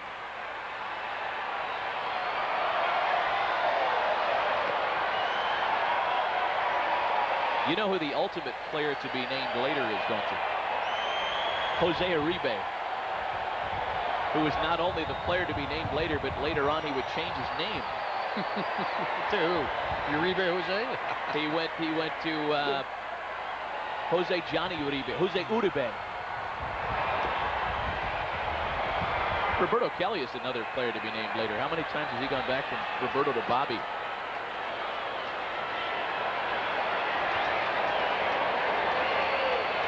Still a full count to Jeff Berry.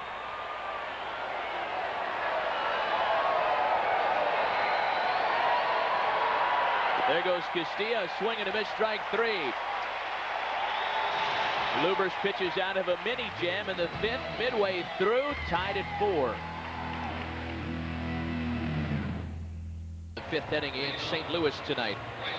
Matt Vasgersian back with Ken Brett and a cast of thousands. Another great crowd here in St. Louis. I had thought that one of the things they might be doing is looking to perhaps get a Darryl Kyle here in St. Louis. I mean, these people are averaging over 40,000 a night. They're going to draw well over 3 million here. They need pitching. Colorado looking to move a Darryl Kyle. This is an obvious place for him to go. Not yet. Not yet.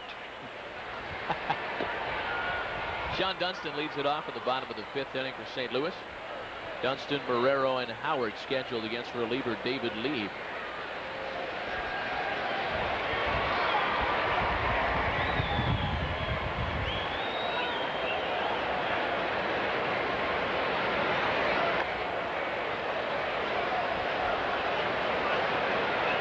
Nothing in 2 on the veteran Sean Dunston.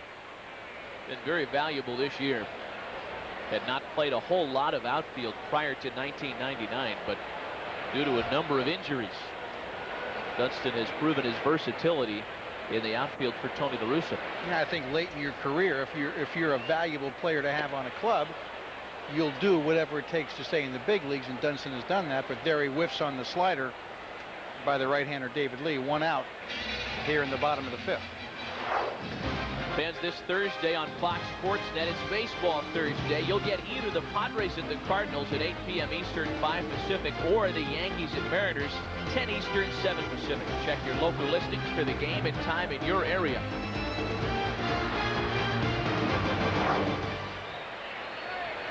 One gone for David Lee. Now he goes to work on Eli Marrero. Marrero's been on base in both of his plate appearances, on a fielder's choice and on a walk. 0 for 1 tonight officially.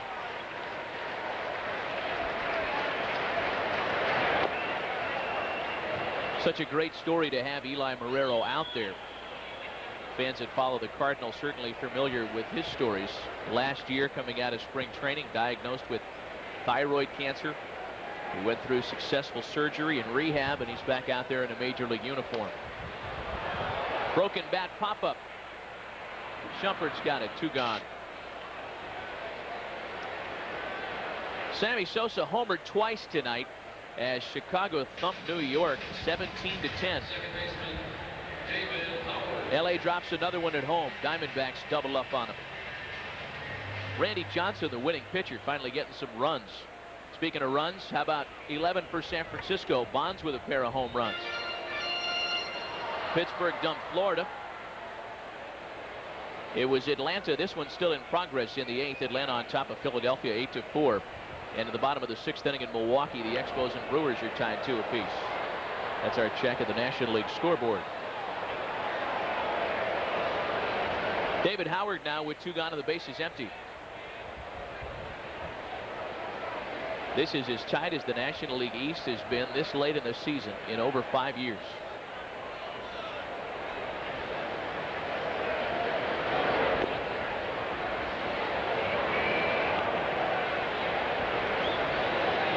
And so far, it's the Mets that are making all the moves, in Atlanta quiet.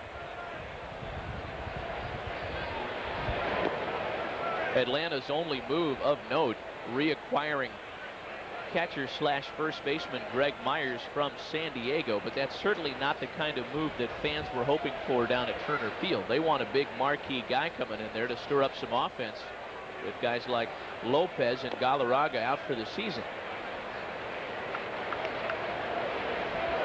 3 balls and a strike on David Howard.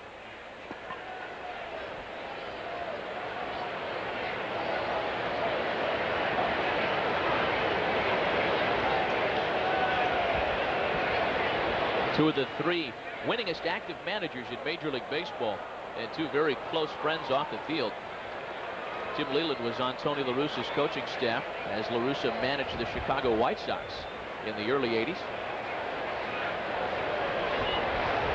Two fellas are tight.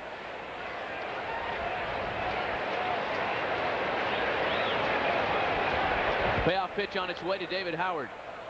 Fouled away. He stays alive.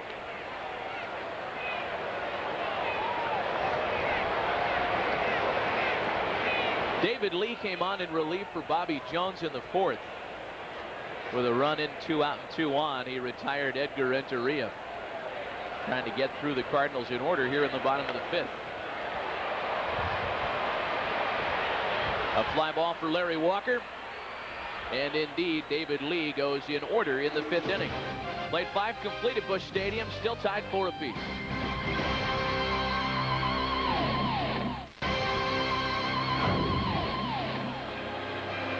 Boy, a gorgeous summer night at Busch Stadium in St. Louis. Plenty of offense on the field. The gateway to the west, the St. Louis Arch. Ever been up in there?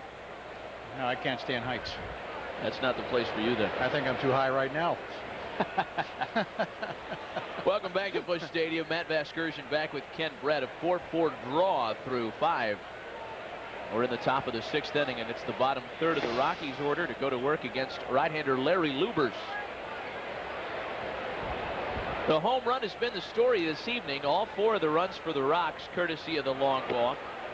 Home runs by Helton, Bichette, and Castilla in the 3rd. Helton's was a 2-run blow.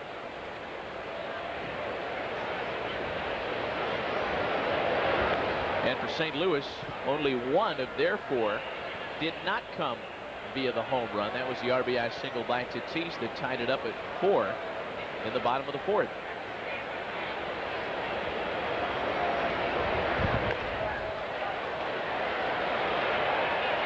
A little dunker into left. McGwire does not make the catch. On his way to second is Shumpert. Throw there, not in time. A hustle double for Terry Shumpert to open the 6th inning. When you played on a lot of teams and you're doing so well in the major leagues because you found your stroke a little bit, hustle, I think, is the easiest part of the game. Here's a guy that's always been able to run and turns a solid single into a double. Now, McGwire, let's not forget, McGwire is the kind of a guy that normally is playing second base, tried to catch the ball, ends up short hopping the ball, and when the ball bounces away, this is a play that Shumpert, now you watch Shumpert right here, he's rounding first base. This is his decision to make. He's not listening to the first base coach. This is his decision all the way. Turn a single into a double. Good heads up base running. Kurt Manwaring now trying to advance the base runner, but Lubers nails Shumpert at 3rd. Bunt got out there too quickly, and Shumpert was dead at 3rd base. Now there's a play that Shumpert does not have to run to 3rd base on, but he goes on instinct. And I tell you what, Lubers made a quick play. His only decision was to throw the ball to 3rd base. He's not looking anywhere but 3rd. Makes a bad throw to 3rd. Look at the pick and the tag by Fernando Tatis. The key to that play right there, the pick and the tag.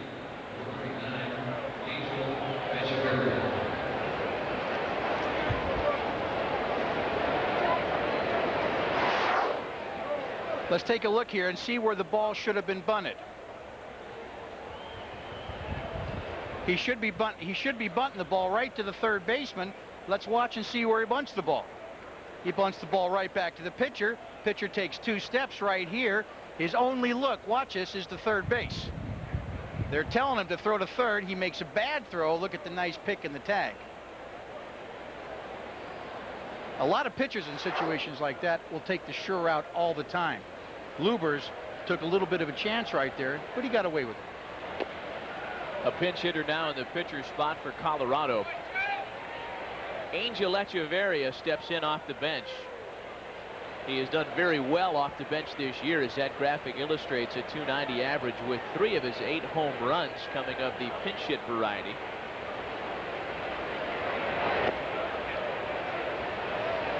Echeverria came through with a home run last night, starting in place of Larry Walker, who was excused from the team for the day to attend a funeral in his native Canada. Echeverria making the most of his opportunity last night.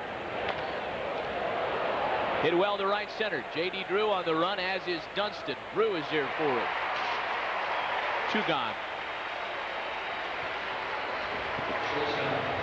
Getting some action now in the St. Louis bullpen, left-hander Lance Painter. That's a good big league name, isn't it? Lance Painter. Man. Lance like a sword. He's just dagging outside corner, inside corner. And Lance Painter is a former Rocky, and it looks like he's going to have an opportunity to come and face his old uniform hero with 2 gone. Tony La Russa out to chat with Joe West. He's got the lineup card in his hand, and that means double switch time for St. Louis. The double switch for the Cards. We'll be right back.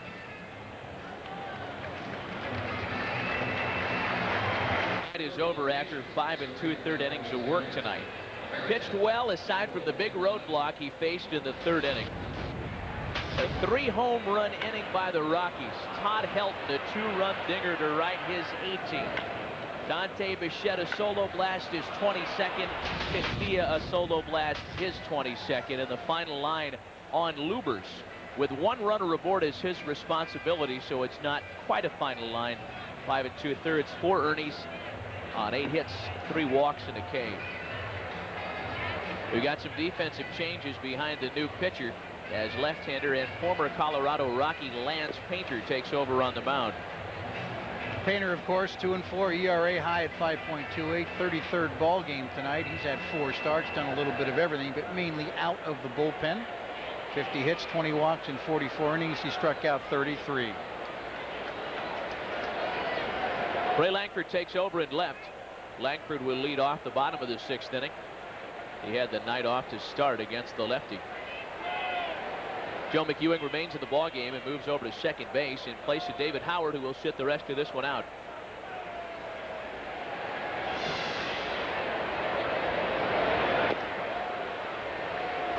Switch hitter Nefi Perez.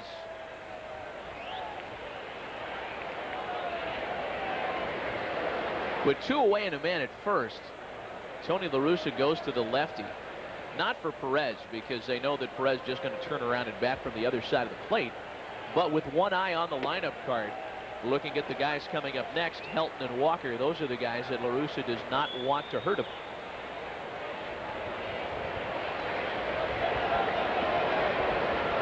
Tony La Russa, one of those managers always trying to think ahead a little bit. Don't forget that the starting pitcher for this ball game, Lance Lubers, was due to lead off the next inning. Of course, that will not be the case. It will be Ray Langford who will lead off the next inning, as this is a tie ball game.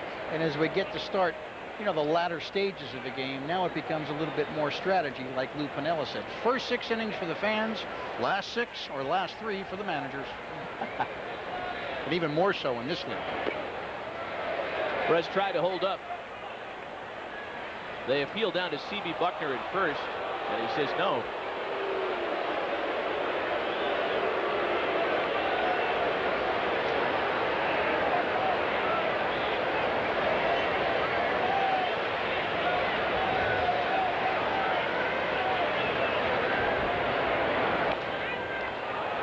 Perez lines to right. Sean Dunstan's there for it. No need to even worry about Helton and Walker as Painter retires Perez to end the side of the 6th.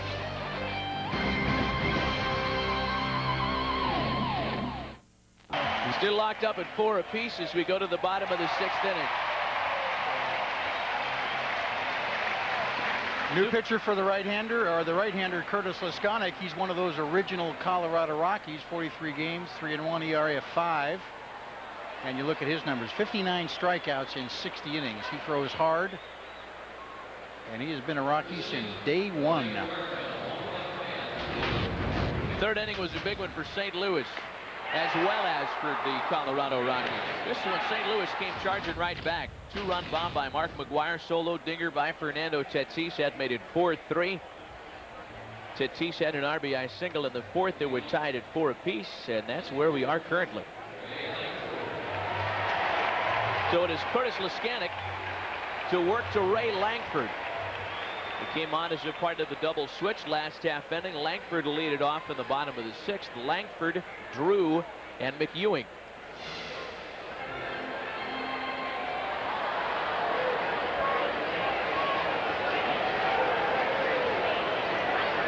Ray Langford with big numbers against Colorado. Again, he had the night off against the left-hander Bobby Jones to start, but you knew Once Jones was knocked out of the ball game and Jim Leyland had to go to his right side in the bullpen, Langford would make an appearance. Take a look at the hot zone here, and look where he likes the ball. He likes the ball down and in, and that is where left-handers generally like the baseball. Middle of the plate, down and in. He'll take it middle of the plate up, but outside of that, pretty average. Just fouled into the corner at right. Langford behind 0-2.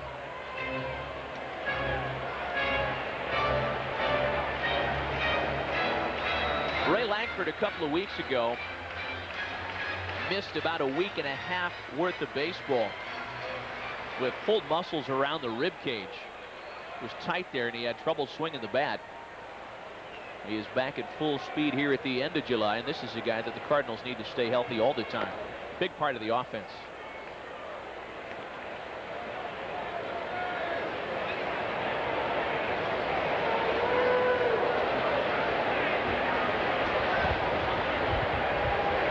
One-two from Leskanic, misses down and in. 2 balls and 2 strikes.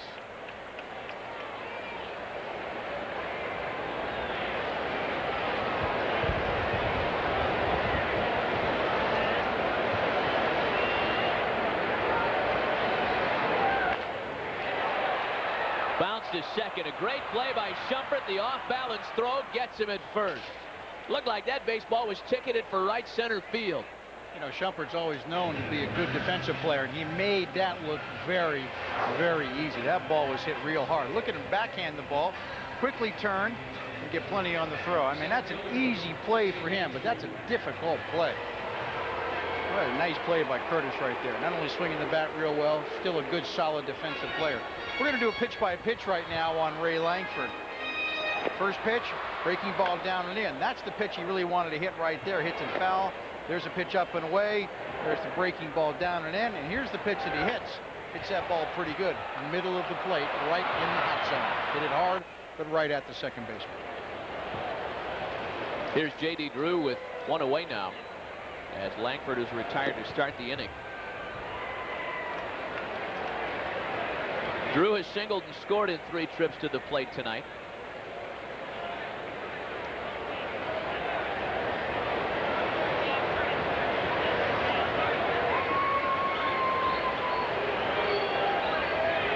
Drew has been Tony La Russa's leadoff man in 13 of 16 games since the break. He's hitting long balls like that. They might drop him down into a run-producing part of the order. J.D. Drew with home run number 9. And the Cardinals take their first lead of the night.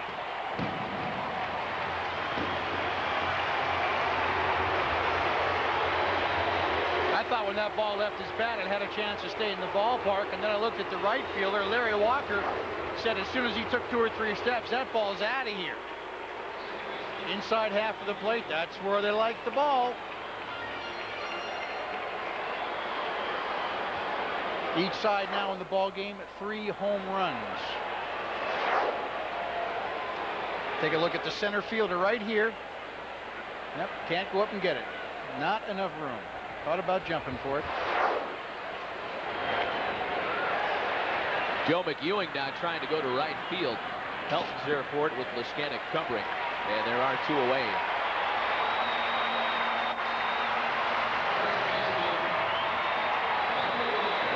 And again, for more reasons than just tacking up an extra run here in the 6th inning, the Drew home run is big because it forces the Rockies to face a 4th batter in the inning, and that guy happens to be Mark McGwire. But the only good thing about this is nobody on base. You can pitch around him a little bit. There are 2 men out. Be a little more careful in a situation like this if you're a pitcher. Leskanic gets his slider over for strike 1. Half of his hits are for extra bases. And don't forget, you know, Drew, a rookie last year, you know, he's still learning how to play the game at this level. Hardly any time in the minor leagues. And they say he is going to be a good one.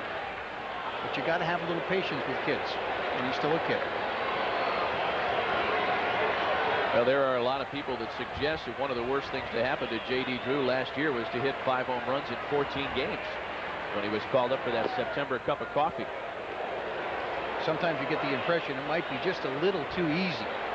And that might have been one of the cases. And he has struggled at times this year. I mean, coming into the ball game, Drew hitting .256, and I'm sure he thinks he's a better player than that. Well, you can see Curtis Leskanic here really trying to stay away from McGwire. Fastballs well outside, and now he's run it to 3-2 after being in front of him, 0-2. Here's a payoff home from the right-hander. There's ball 4, the second time McGwire has been walked tonight.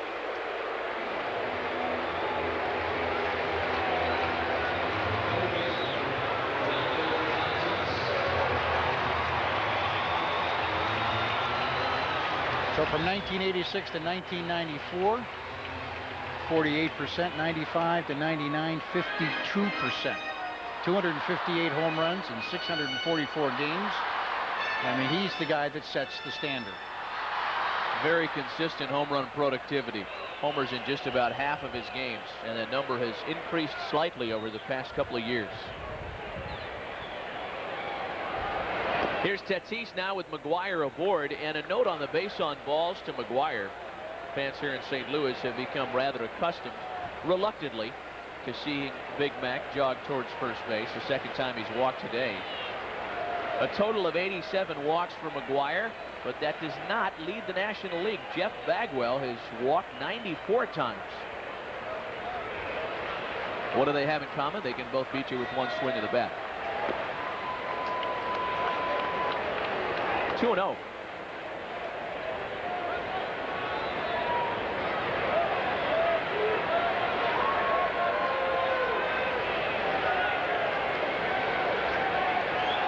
St. Louis has taken its first lead of the night on the J.D. Drew home run here in the 6th inning.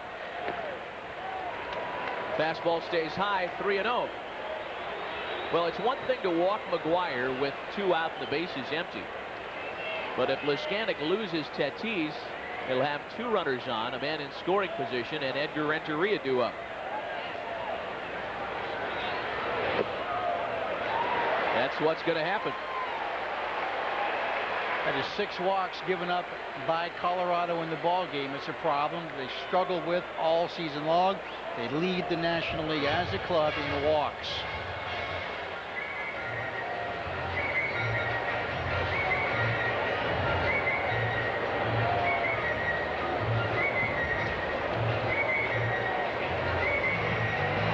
Before Mystery Men, before There's Something About Mary, there was the Ben Stiller Show. Tune in for a 13-episode marathon of the show that helped launch the careers of some of today's hottest young talents like Janine Garofalo, Andy Dick, and of course Ben Stiller. It's Super Ben Sunday starting tomorrow at 6 p.m. right here on FX. Now pitching coach Milt May out to the mound to chat things over with his right-hander. Interesting thing to note about Milt May. Milt May, longtime catcher. Also a coach for Jim Leyland for many, many years. I believe he told me yesterday before the ball game it was 12 years the two have been together. Jim Leyland called him before the season this year when he came over to Colorado and was asked if he would be the pitching coach, and after about 24 hours of thought, Milt May said, yes, I would like to do that. And what's ironic about that is that there are 2 ex-catchers acting as pitching coaches in this ball game. Dave Duncan, of course, longtime catcher in the major leagues. He is the pitching coach for the St. Louis Cardinals. Not too often you see that on the same field. 1-0, and Renteria makes it 1-1. Let's check the ticker. The trading deadline down to T-minus 139 and counting. Plenty of time left. Get those faxes ready.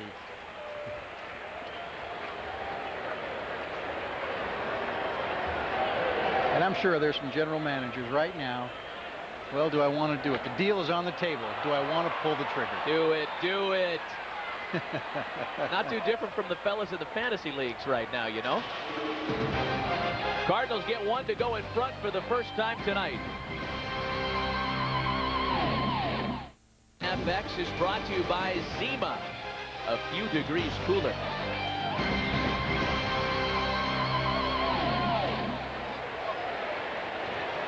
High atop Busch Stadium in St. Louis.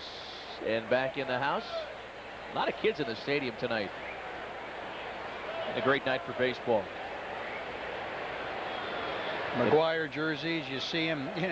You can't go into a store in this town without seeing red shirts for sale and a lot of red jerseys with McGwire's name and number 25 on the back.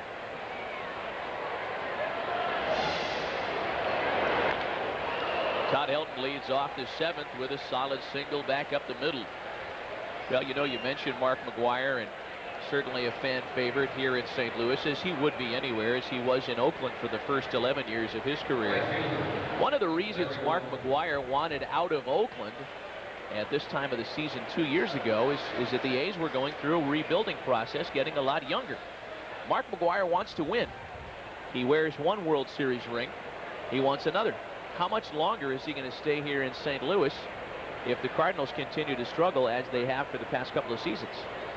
And I think that question is going to be determined on what they do either in the next hour and a half, and it doesn't look like anything might happen along those lines right now, but this is a pretty good baseball town. They get some pitching. I think they could be a contending team. Well, the last time McGwire went to the postseason was in 1992 with the Oakland A's, when they lost in the ALCS to the eventual world champion Toronto Blue Jays. Toronto came back from a deficit in that series to beat a favored Oakland team. 0-2 to Larry Walker. And if you're asking about Mark McGwire, the question you asked, how long is he willing to stay here? He is signed through next year with a club option for 2001. So he will be here next year, unless, of course, he determines he wants to be traded or they just trade him.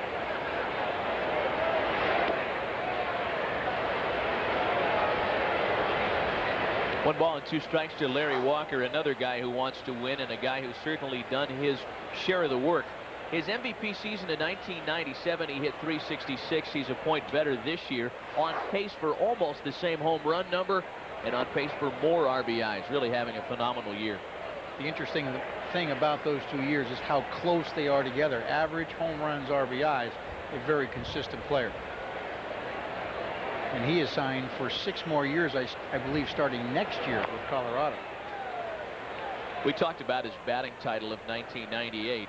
He beat John Olerud handily for the National League batting title last year. What is really incredible about that is that for the first half of the season, he was playing through some excruciating elbow pain. I mean, you never saw him take a big swing without wincing at the plate. Yet he rarely took himself out of a ball game. He stayed in there against left-handed pitching as well, and ended up winning a batting title. Lined out to right for Dunston. One gone. Left fielder, Dante Bichette.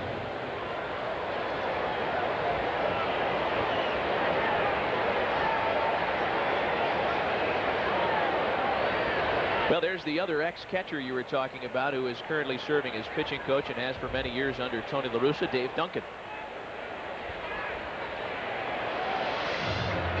He's got the hook in his pocket. A pitching change for the Cardinals. Enter Heathcliff Slocum. We'll be right back. Larry Lubers went 5 2/3. They got some middle relief from Lance Painter. Now enter right-hander and former Red Sox closer Heathcliff Slocum. Slocum, of course, was a closer for many years. He struggled for a while. He's been picked up by the St. Louis Cardinals. They're not using him in that closing situation. They're trying to use him in less stressful situations. His numbers are a little better. If you look at what he's done recently, he's unscored upon in 11 of his last 12 outings. I think they're trying to build his confidence back up here in St. Louis and see what they can make of him. It's interesting. They just put Juan Acevedo back in the bullpen. Acevedo last year for this club had a lot of saves. This year started, did not do the job starting. They have just put him back in the bullpen, like Slocum, to do pretty much the same kind of thing. Well, Slocum will face Dante Bichette with a runner at first and one away. Boy, a touch on how Slocum had lost some confidence after losing his closer's gig in Boston. And if there are ever an unforgiving group of fans when a closer fails to do his job, It is those New Englanders, and you know how tough it is to pitch in that ballpark. When you're not going real good, those fans will get on you. Well, when I pitched in that ballpark, I didn't know what I was doing, and I didn't know how to pitch. And I got run out of town pretty quick. Not by the fans, by the management. Okay. Fair enough. I was 0-2 every time I took the hill. Boy, what a jump he just got. Helton off to the races. No way a throw's going to get him. It was on your marks, get set, and go, and now deliver the pitch. I mean, he had a tremendous jump right there. Big stolen base for Todd Helton, only his 4th of the year. He's in scoring position now for Bichette.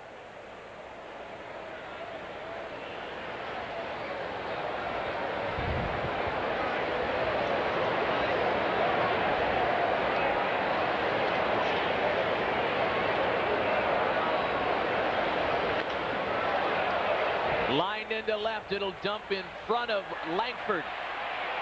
Throw to the plate. I'm walking here. I'm walking here. They got him. Ray Langford, show us the hose, baby.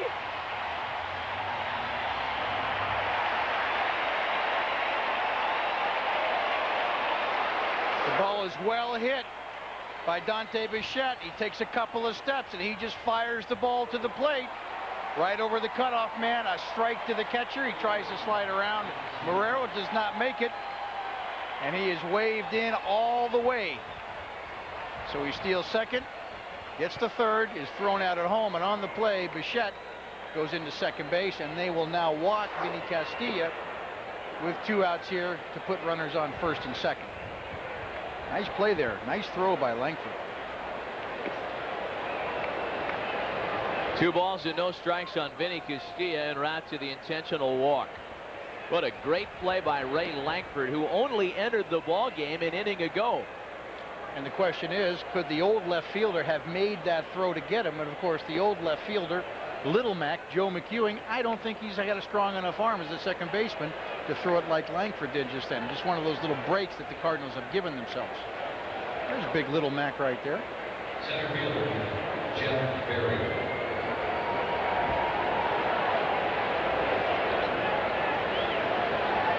That's the look of a man who's saying, come on, run on me again. Bring it. Bring it on.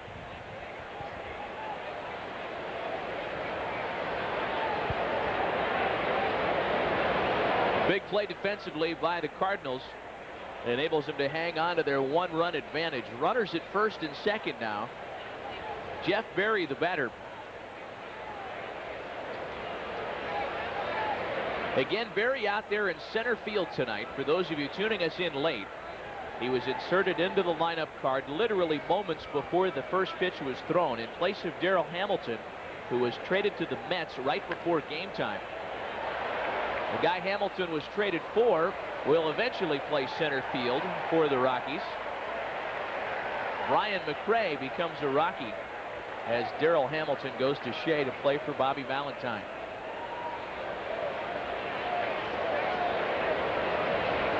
So Jeff Berry, who's out there temporarily in center field tonight, 1 for 3 with a chance to drive in a run here in the 7th.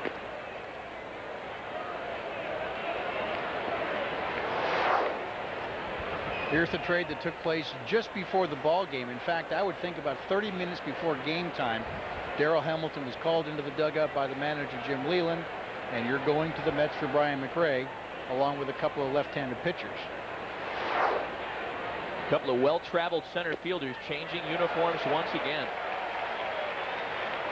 McRae, of course, a Royal, a Cub, a Met, now a Rocky.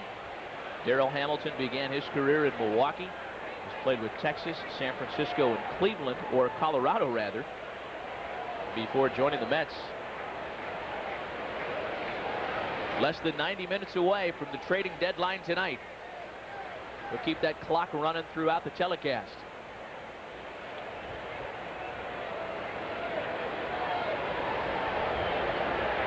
One ball and 2 strikes on Jeff Berry. Bichette at second. Castilla the runner at first. Fastball stays high and away, 2-2. You know, you saw the last pitch there by Heathcliff Slocum, 93-mile-an-hour fastball. I mean, here's a guy that struggled the last couple of years, and his confidence has got to be at a somewhat, suspect level right now. But if they can get his confidence back up, pitching him in situations like this, even though this is a tight ball game, not a closing situation, they might have found themselves somebody here.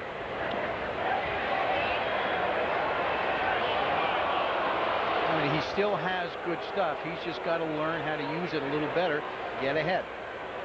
But at one time, he was an outstanding closer. And there's the man that's going to try to bring them all back, Dave Duncan, pitching coach.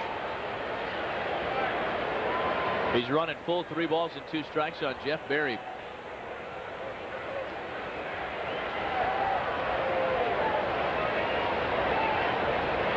Two away, runners go. He goes with a fastball that misses high and away.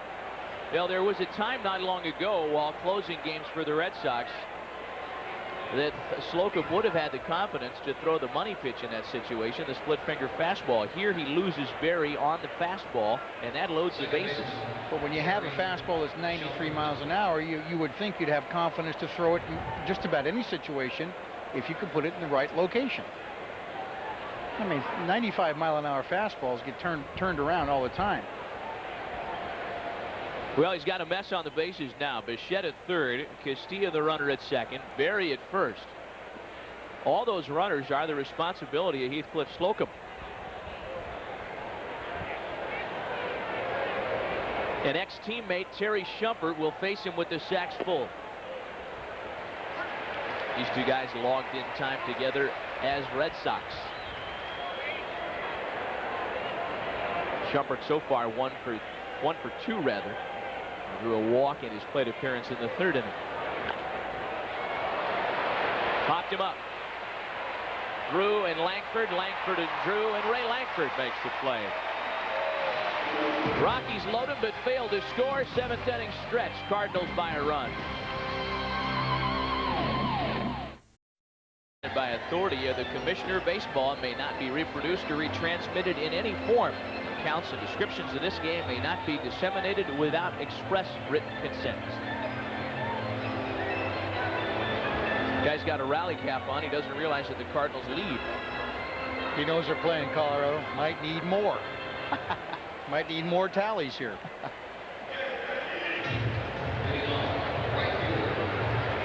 That's one of the reasons, one of the examples of the $60 million that the Mark McGwire home run chase of 1998 generated for the St. Louis economy. T-minus 1 hour, 20 minutes until the Major League trading deadline hits. And they're burning up the phone lines in places like Cleveland, Anaheim, Atlanta. And I think they're just waiting to pull the trigger. I think there's deals on the table that people are thinking about right now. People are making calls right now, trying to do a little better. Sean Dunston leads off against Curtis Leskanic. Dunston, Marrero, then the pitcher spot.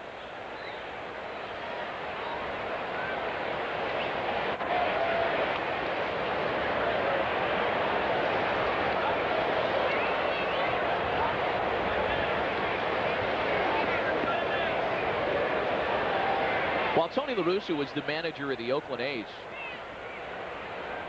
he shored up his club on a number of occasions, coming in just shy of the deadline. Added Harold Baines 1 year shy of the deadline. The big trade sending Jose Canseco to Texas in exchange for Ruben Sierra. And I believe Canseco, when he was traded, he was called from the on-deck circle. He was on deck, and Tony said, "Come on back, you're done." And as he walked off the field, that was it. And I think everybody in the ballpark had a pretty good idea what was happening. You bet.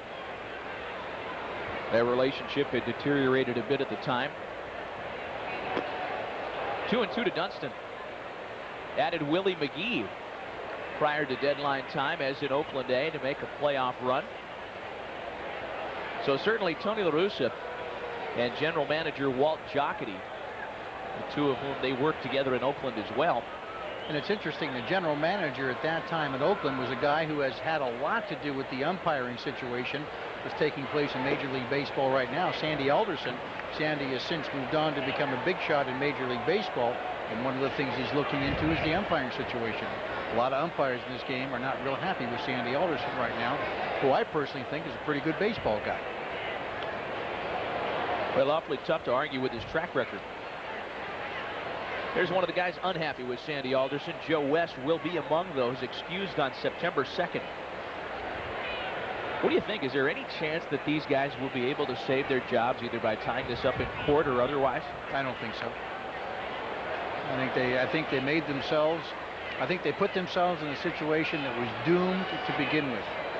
There's a lot of guys in Major League Baseball that would like to get rid of a lot of umpires because I don't think they're just good enough. And there's guys at the minor league level who are ready to assume those roles. But a Major League umpire shouldn't have a job for life. It should be based on how good you are and how good of shape you're in and how you maintain yourself. If you're a good umpire, you should be able to work for 20, 30 years. And you should be able to make a lot of money. And you should have a good pension plan.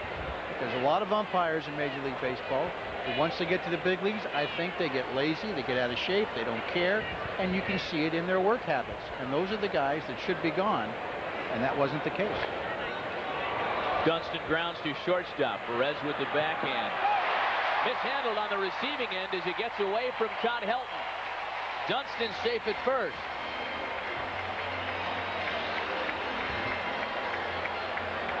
It's the first error in the ball game. Now, don't forget that the shortstop here, Nafi Perez, has got a cannon for an arm, and he gets on this pitch pretty good. But I mean, that ball's very catchable right off the glove, and you can see the good stretch there by the first baseman, Todd Helton. Ball very catchable. I think he might have tried to stay on the base, and the ball just goes off the tip of his glove right there. I got to believe if you're a catcher at that position, that scored as a pass ball. And I got to believe that outside of St. Louis, that wouldn't be a base hit. There you go. You got it. It's a base hit all the way.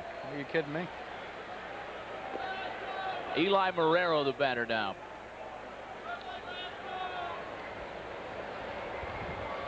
You know, in talking about the umpire situation, one of the things the umpires have been saying for a lot of years is that they need to add another body to their crew to make it a 5-man umpiring crew and put that 5th man in the booth as the official scorer. Speaking of official scoring decisions. Well, I don't agree with that. 2-0. You know, one of the things the umpire said was, what does Sandy Alderson know about umpiring? Well, what do the umpires know about official scoring? I think all teams now have official scorers who do it day in and day out, and I think they have a real good idea of what they're doing. Now, I don't agree with the scorer's decision on Sean Dunston. That ball's an out all the way. But you're not going to agree with every call that the umpires make all the time. They make mistakes as well. There goes a runner, and Marrero fouls it away. I think the umpires, if they have done this right, could have cut themselves a pretty good deal. They get everything wrong, and they're going to pay the price, and I don't think anything is going to change it.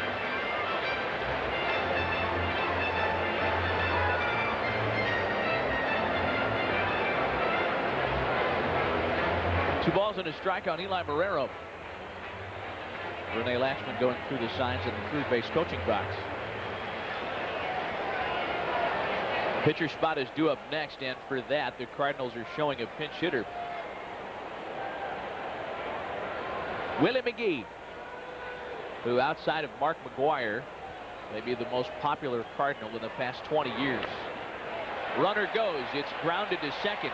Shumpert was on his way to cover the bag, but is quickly pulled back to his left to make the play on Marrero's ground ball.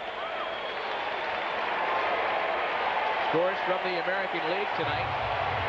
A final from Jacobs Field in Cleveland. Indians outslugged Chicago 13-10, just your typical American League DH game. Boston beat New York. Roger Clemens got the start back at Fenway, and the Red Sox come from behind to beat him. Oakland gets a win. They defeat Tampa Bay 5-1 prior to making a number of moves. Omar Oliveras, a winning pitcher in his first start as an A. Seattle beats Baltimore 5-2.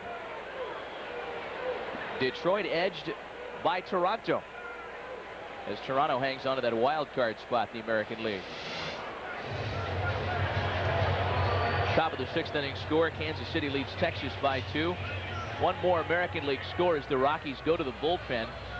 Chuck Finley making the start for Anaheim. May be his last as an Angel this year as Minnesota leads Anaheim 1-0 in the third. Rockies will be on their fourth pitcher of the contest as Jim Leyland goes to the bullpen here in the seventh. Former Yankee Mike DeJean enters the mix. We'll be back right after this.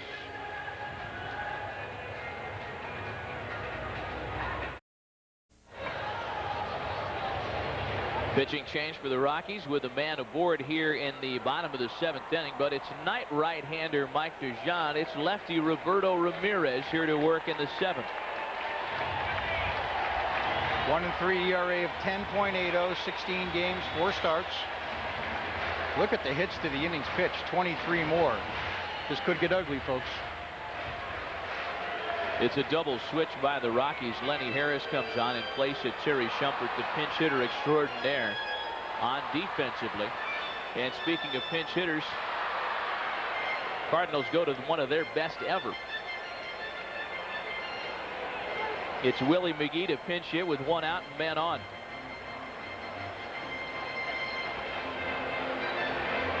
McGee has struggled off the bench this year, batting just $167.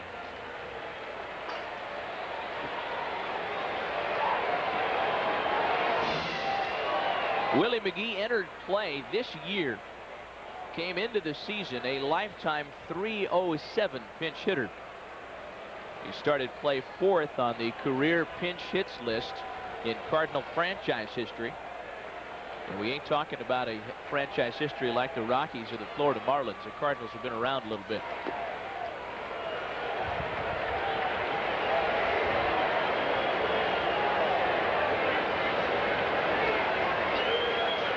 You know, it's interesting to note that Roberto Ramirez, when I got the lineups today, was nowhere to be found on the lineup sheet, which always lists all the players that are available in the ballgame.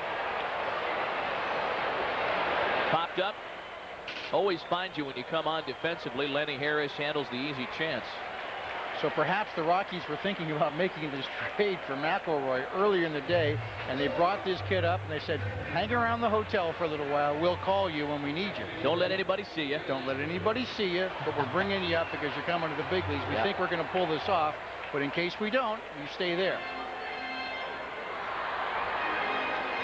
Now they pulled him away from an episode of Full House at about 5:30 and brought him out to the ballpark. Ray Langford now with a runner at second and 2 gone. Langford is 0 for 1 since coming on defensively in the top of the 6th.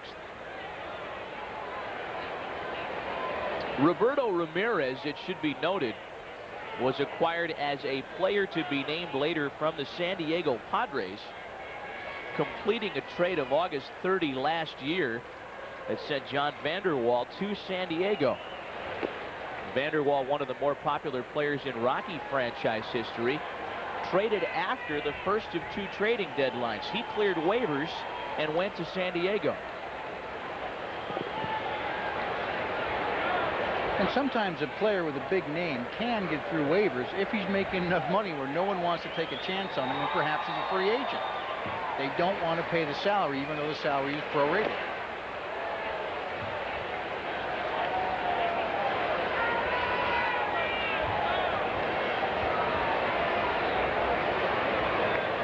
J.D. Drew, the man on deck for St. Louis.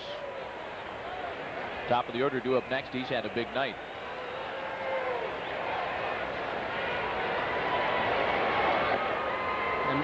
And Matt, I know you're going to find this hard to believe, but sometimes in Major League Baseball, if a general manager owes another general manager a favor, he might say, you owe me one, let him go through. And sometimes those little, let me scratch your back and I'll owe you one next time. Sometimes that happens in Major League Baseball. Wow. Which is not illegal.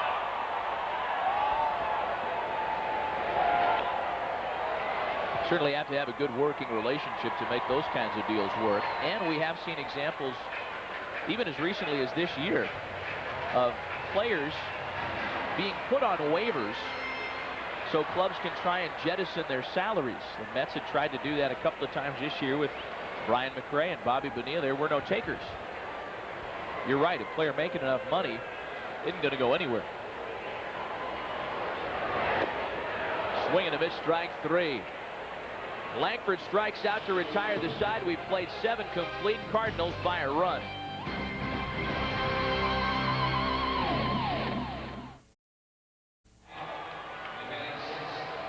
Cardinals still lead it by a run as we're into the back 2 tonight. And some changes under Tony La Russa here in the top of the 8th. Willie McGee remains out there in right field to the delight of the many fans here at Busch Stadium tonight. And a new pitcher on the mound as well. Young right-hander Rick Croushore takes over in the 8th. Yeah, 3-2 record. ERA is excellent at 2.86. Look at the opponent's batting average at 215. Let me tell you, folks, that is a good number, 2.15. And 60 strikeouts in 50 innings. That is also outstanding. Here's a guy that's got pretty good stuff. Fastball, 92 miles an hour, turns the ball over a little bit, almost acts like a screwball. Croushore draws the 8, 9, and top of the order hitters for the Rockies. Kurt Manwaring to lead it off. Rockies down to their final 6 outs.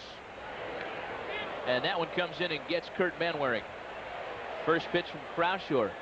And the Rockies have a runner.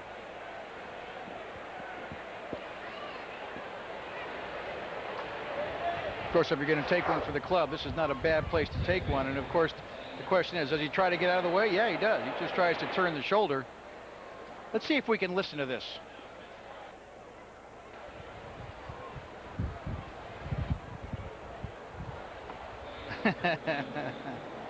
Hate to hit the first hitter on the first pitch.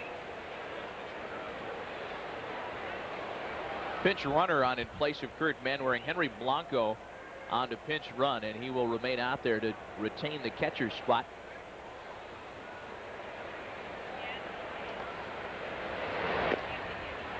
Here's Lenny Harris now. The veteran came on as a part of a double switch last half inning.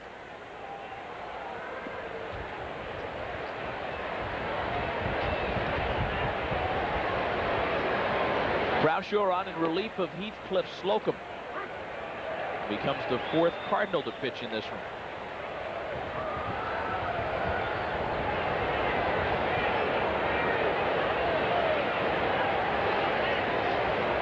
Matt Vasgersian along with Ken Brett into the back 2 tonight. Been a good one. Grounded to second. That could be 2. McEwing to Renteria to McGwire in time to get them both, and Harris can't believe it.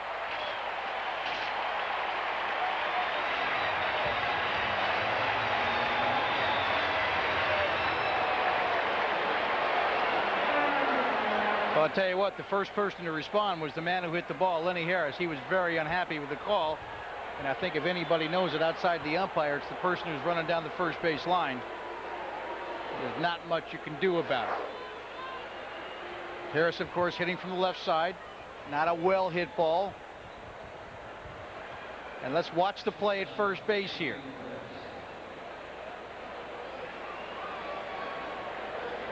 We're going to give you a better look here. Here's the throw from the second baseman. Oh.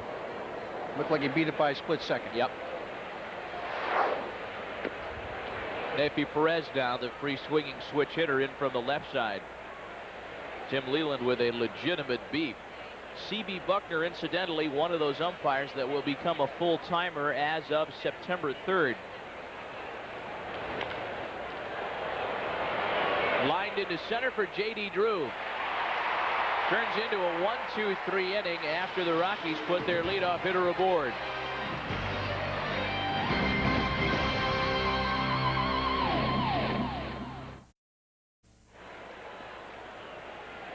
We head to the bottom of the 8th inning as the fans still clamor for autographs. Suddenly, Rene Latchman, a very popular signature here at Busch.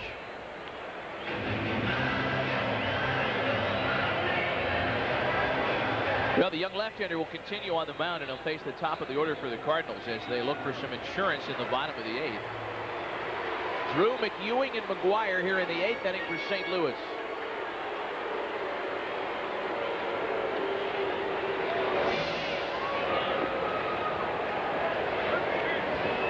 You know, those sounds you hear coming up from the grandstand, easily mistaken for one of 2 things. When you hear that long drawn-out ooh, as in Lou Whitaker, what Lou used to hear in Detroit for so many years. You hear that here in St. Louis, and it's Drew. Get out. You hear that? I didn't know that. Now let me finish. You hear that in Philadelphia, and it's certainly boo Yeah. when JD is up there. Yeah, not his favorite town to go in. No. Fans are still angry. They felt like he snubbed them when he refused to sign after the Phillies made him their #1 draft selection a couple of years ago. He chose to sit out. He and his agent tried to test a lot of the legalese surrounding the term free agent. Lined into the corner and slicing foul.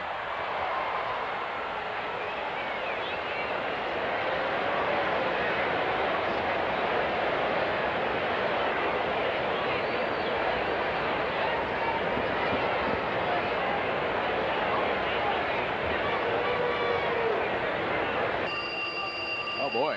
Could this be the one? Matt, we've traded you, big buddy. That should have happened a long time ago. Matt, you're out of here. Less than an hour left until the Major League trading deadline hits.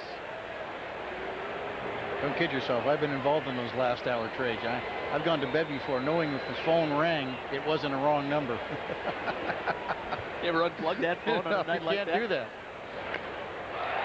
Drew rockets one into the corner in the other way, and this one drops in fair. J.D. Drew eyeing up second base. Larry Walker gets to it quickly and makes it close, but Drew in at second with a leadoff 8th inning double.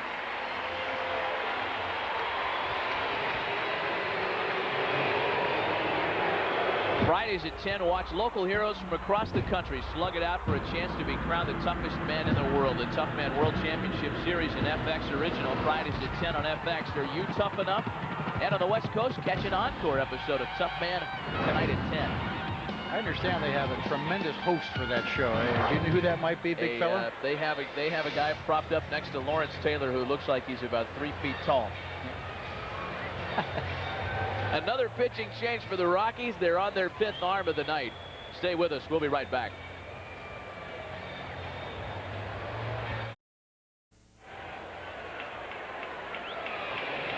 Cardinals up by 1. Little Mac at the plate with Big Mac waiting his turn on deck. These two guys will take swings at the newest right-hander. Rockies go to right-hander Mike Dijon here in the 8th. 41 ball games, high ERA, the opponent's batting average 3.21, 14 more hits than innings pitched, and 25 strikeouts. Joe McGwire has doubled and scored in 4 plate appearances tonight. And he is a base hit away from driving in some insurance run for St. Louis. McGwire lays down a bunt, pushes it foul. So they got good speed at second base and a good base runner in Drew, and you've got somebody up at the plate who should be able to do all the little things, bunts, hit and run, and if worse comes to worse and he gets 2 strikes, you'd still like to think he could try to push the ball on the ground to the right side. And with this ball game being a 1-run ball game here in the bottom of the 8th, you'd like to think that St. Louis would think of this as a big run and try to score right here. Well, not only does Tony La Russa know that he's playing against a very powerful offense that can come from out of nowhere quickly to beat you. McGwire drops the bunt down again. Dijon gets on it quickly. He'll have only 1 play, and that's to first. Credit McGwire with the sacrifice. Drew to third.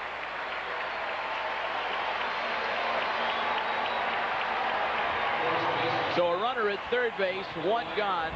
A situation where St. Louis can score that insurance run on a fly ball. Maybe the greatest fly ball hitter of our generation, Mark McGwire, with a chance to do it.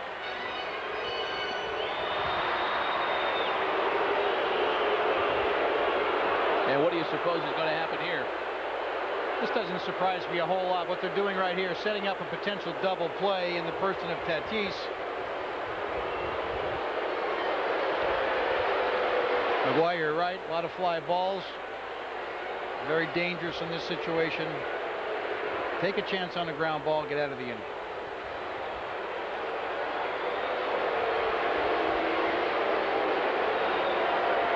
A no-brainer for Jim Leyland. And there is ball forward to Big Mac. third walk he's been issued tonight. He has also homered, one of a number of big sluggers that has gone deep today. Griffey Jr. with his 43rd, Sosa with numbers 39 and 40. McGwire with number 39, Bonds with a pair to run his total to 16. How about Sean Green, 28-game hitting streak? And I think anytime you get over 25, 20 to 25, I think that's something worth talking about. There had been talk about him perhaps being moved at times this year, but Toronto's back in the hunt. Yeah, that'd be a hard one to understand. Here is Tatis now. Well, if you don't think you can sign a guy, you think he wants out of town, you got to sign. Wouldn't you rather sign a guy or trade a guy a year too soon as opposed to a year too late? If you don't think you can sign him next year when his contract's up, sign him now when you can really get something for him.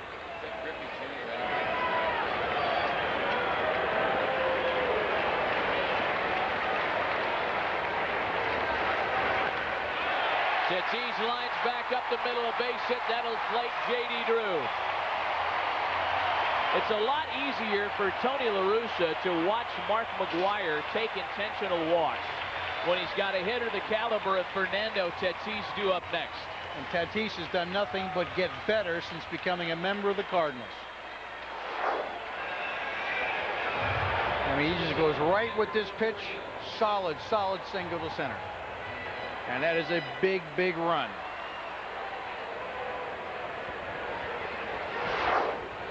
Edgar Renteria now. Cardinals extend their lead to 2.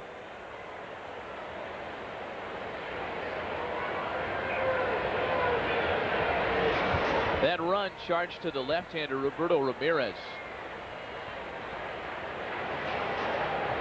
Runners at first and second, only one away against Dijon.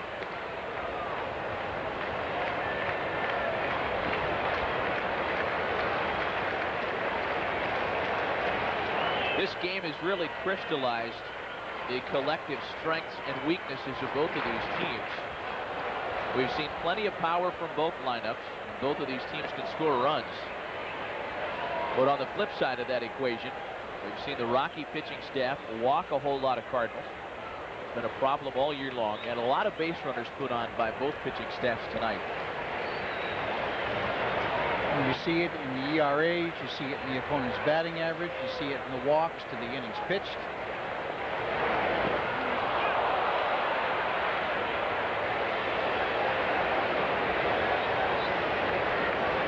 A swing and a miss, strike 3 by Renteria. So 2 down now. We want to correct our home run total on Ken Griffey Jr. His home run today runs his total to 34, still leading the American League, but not leading all of Major League Baseball. That's the correct total for Griffey Jr. One today gives him 34 for the year. And Sean Green, 31 home runs and a 28-game hitting streak. It's a pretty nice combination. A guy that can hit every day, pitches some singles, some doubles, also 31 big bombs. You bet. It's a nice guy to have on your club. And they'd always said that he was going to be a good player for Toronto when he finally got there. And yeah, he struggled for a little bit, but now it looks like he's finally arrived. And he's had some good years prior to this. The pinch hitter here is Thomas Howard. Thomas Howard gives Tony La Russa a left-handed bat against Dijon, pinch hitting for Dunston.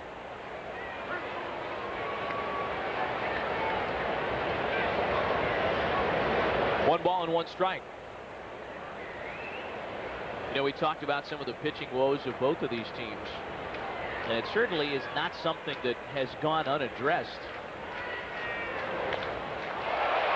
Howard hits a ball well out to center. Jeff Berry chasing it down. He'll get there to put it away, and that'll end the threat in the 8th. The Cardinals do get an insurance run, however. Rockies have 3 big swings left in Helton, Walker, and Bichette down by a pair.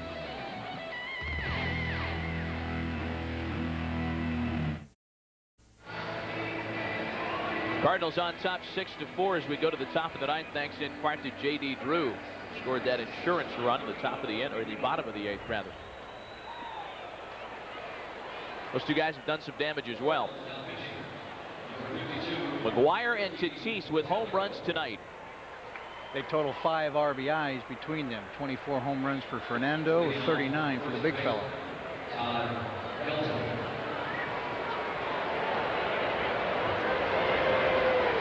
Executive producers of FX Baseball Saturday Night are Arthur Smith and Bill Borson. Coordinating producer of FX Baseball Saturday Night is Larry Myers. Tonight's game was produced by Jim Drake. Directed by Dave Hagan. Head of field operations is Andrea Jenkins. Now Jim Leyland has 3 good cracks here in the ninth. The meaty 2-3-4 part of his lineup card. Lefties Helton and Walker, and the right-handed power threat Dante Bichette. They take swings against closer Ricky Vitalico. 16 saves in his 48 ball games, ERA 3.5. Less hits than innings pitched.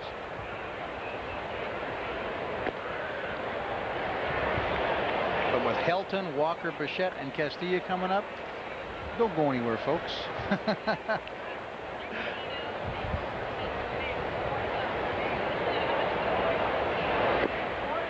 Helton is homered tonight, his 18th of the year. That came with a man on in the 3rd. Larry Walker has been kept relatively quiet tonight by his own standards. He doubled and stole the base in his first at-bat, but has gone 0 for 3 since. 3-1, and the last thing Tony La Russa wants to see are any Colorado base runners. Especially a leadoff base on balls. Try to make him put the ball in play. You do have a 2-run cushion here. Make the first guy put the ball in play.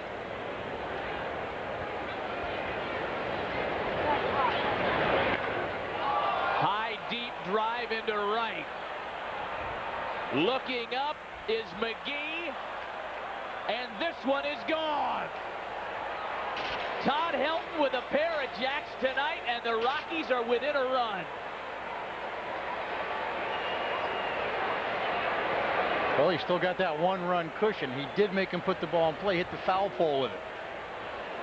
Now it becomes just a little more interesting, although you do have the closer. Tony's going to get somebody up just in case. Don't forget, he just put Juan Acevedo back in the bullpen. Acevedo had a ton of saves last year. Whether he'd put him in a situation like this, you don't know. Inside half of the plate, about belt high. And now it's left-handed hitting Larry Walker. Foul pole turned into a fair pole here.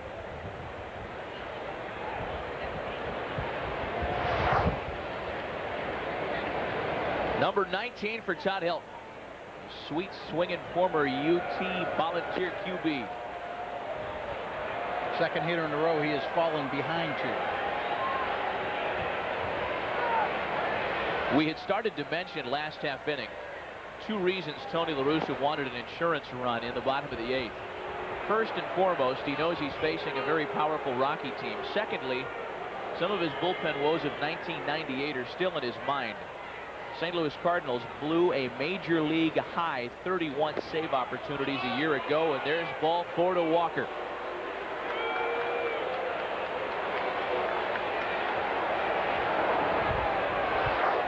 La Russa's going to go to the mound. Let's take a look at the home run right here. See the ball going right off the foul pole.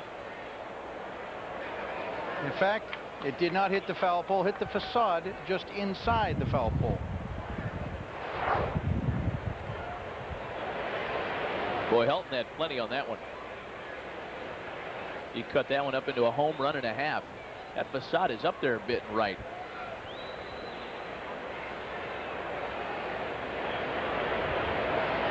Cardinal bullpen is busy behind the closer. Right-hander Manny Ibar is up.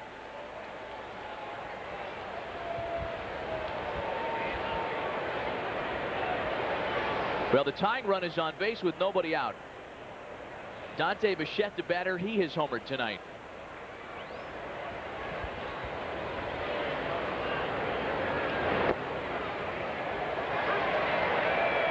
Throws a breaking ball there, gets a strike. So he changed it a little bit. Primarily fastballs up until this point because he'd been behind. 22 home runs. Bichette, of course, a threat.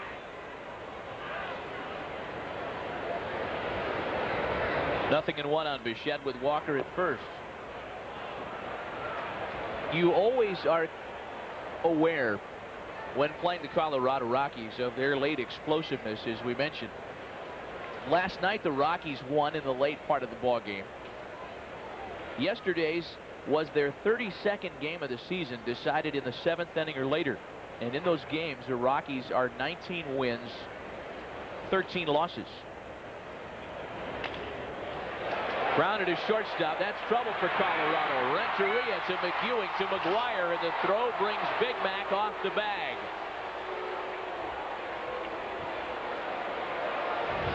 Cardinals get one out of it. And that could turn out to be a big play in this ball game, because you still have the potential winning run up at the plate on what should have been a easy double play. But look at the play at second base there.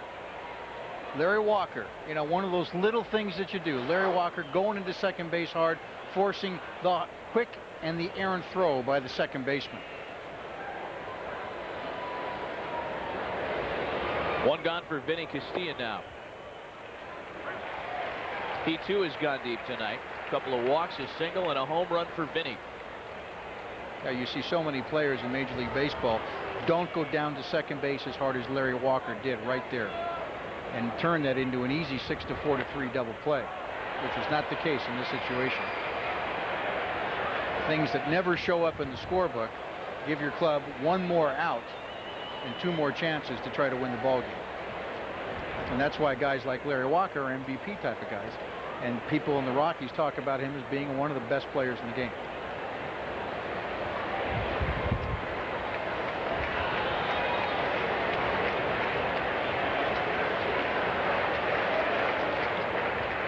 Vitalico's on top of Castilla, 0-2. Trying to work that outside corner. Slider misses.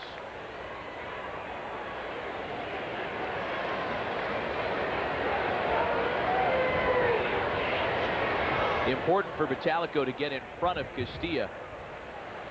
A dead fastball hitter. The last thing Vitalico wants to be in is a situation where he has to produce a fastball, and he gets it with a slider there. Very nice work by Vitalico to retire a tough hitter. And that's the kind of an out that you've got to be, that you've got to get as a closer, and you don't get him to swing at this pitch if you're behind in the count. You get him to swing at it when you're ahead in the count. And on a 1-2 pitch, he gets him. And what's he get him on? He gets him on a ball.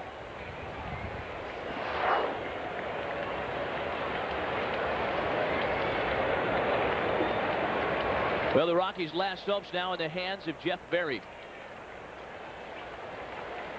Berry has singled and walked tonight. Got the start in center field for Darrell Hamilton, who moments before game time was traded to the Mets.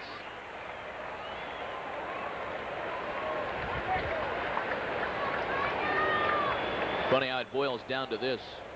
Guy who's only starting because a Major League trading deadline is tonight. Rockies pull off an 11th hour deal, and now it's Berry who could be the difference between a win and a loss.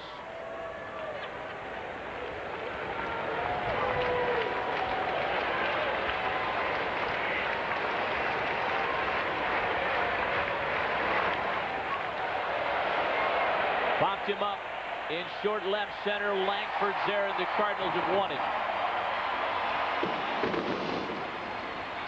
Home runs were the story tonight, and in the end, which bullpen could outpitch the other? St. Louis uses 5 pitchers en route to the win. Colorado also uses 5 pitchers. And although the Rockies won the battle of the home run tonight, the Rockies getting a hold of 4 home runs. It was the Cardinals that come out on top by a run. And the winning pitcher is going to be Lance Painter. The loser is going to be Curtis Laskonic, and I believe it's save number 17 for Ricky Vitalico.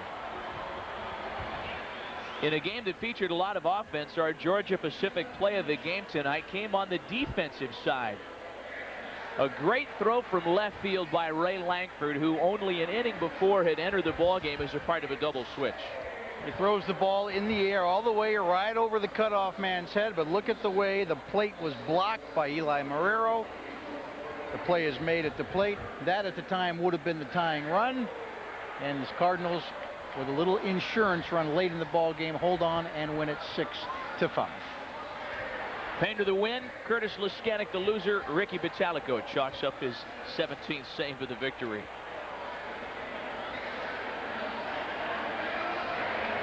Well, our T-X trading deadline clock is down to 41:40 plus and counting. And if you're watching this and you're a general manager sitting on your couch, first of all, you have no business watching this. Secondly, get on the phone because you've only got 40 minutes left. And here's what happened today. Brian McRae and Darrell Hamilton, both of them still playing center field. Only Hamilton will be doing it at Shea. Brian McRae will have considerably more room to run down at Coors Field in Denver. And a couple of left-handers also trading uniforms in that one. The Oakland A's very active today. Billy Beane all up on the phone lines at the Oakland Alameda County Coliseum. Kevin Apier acquired from the Royals for the old PTBNL, the player to be named later. A's turn around and grab Jason Isringhausen, the knuckle curve specialist from the Mets. And a good deal for New York as they have shored up their bullpen with veteran closer Billy Taylor. Billy Taylor's going to help the Mets, and I think the Mets already had a very good bullpen to begin with. But of course, late in the season, you're always looking for more pitching. I think Billy Taylor, however they decide to use him, and I think they're going to use him late in the ball game without any question, Billy Taylor will help them. And I think Isringhausen, who's had those problems with his arms for the last couple of years, who knows? He could turn out to be a good deal. But Apier, I think, a big surprise.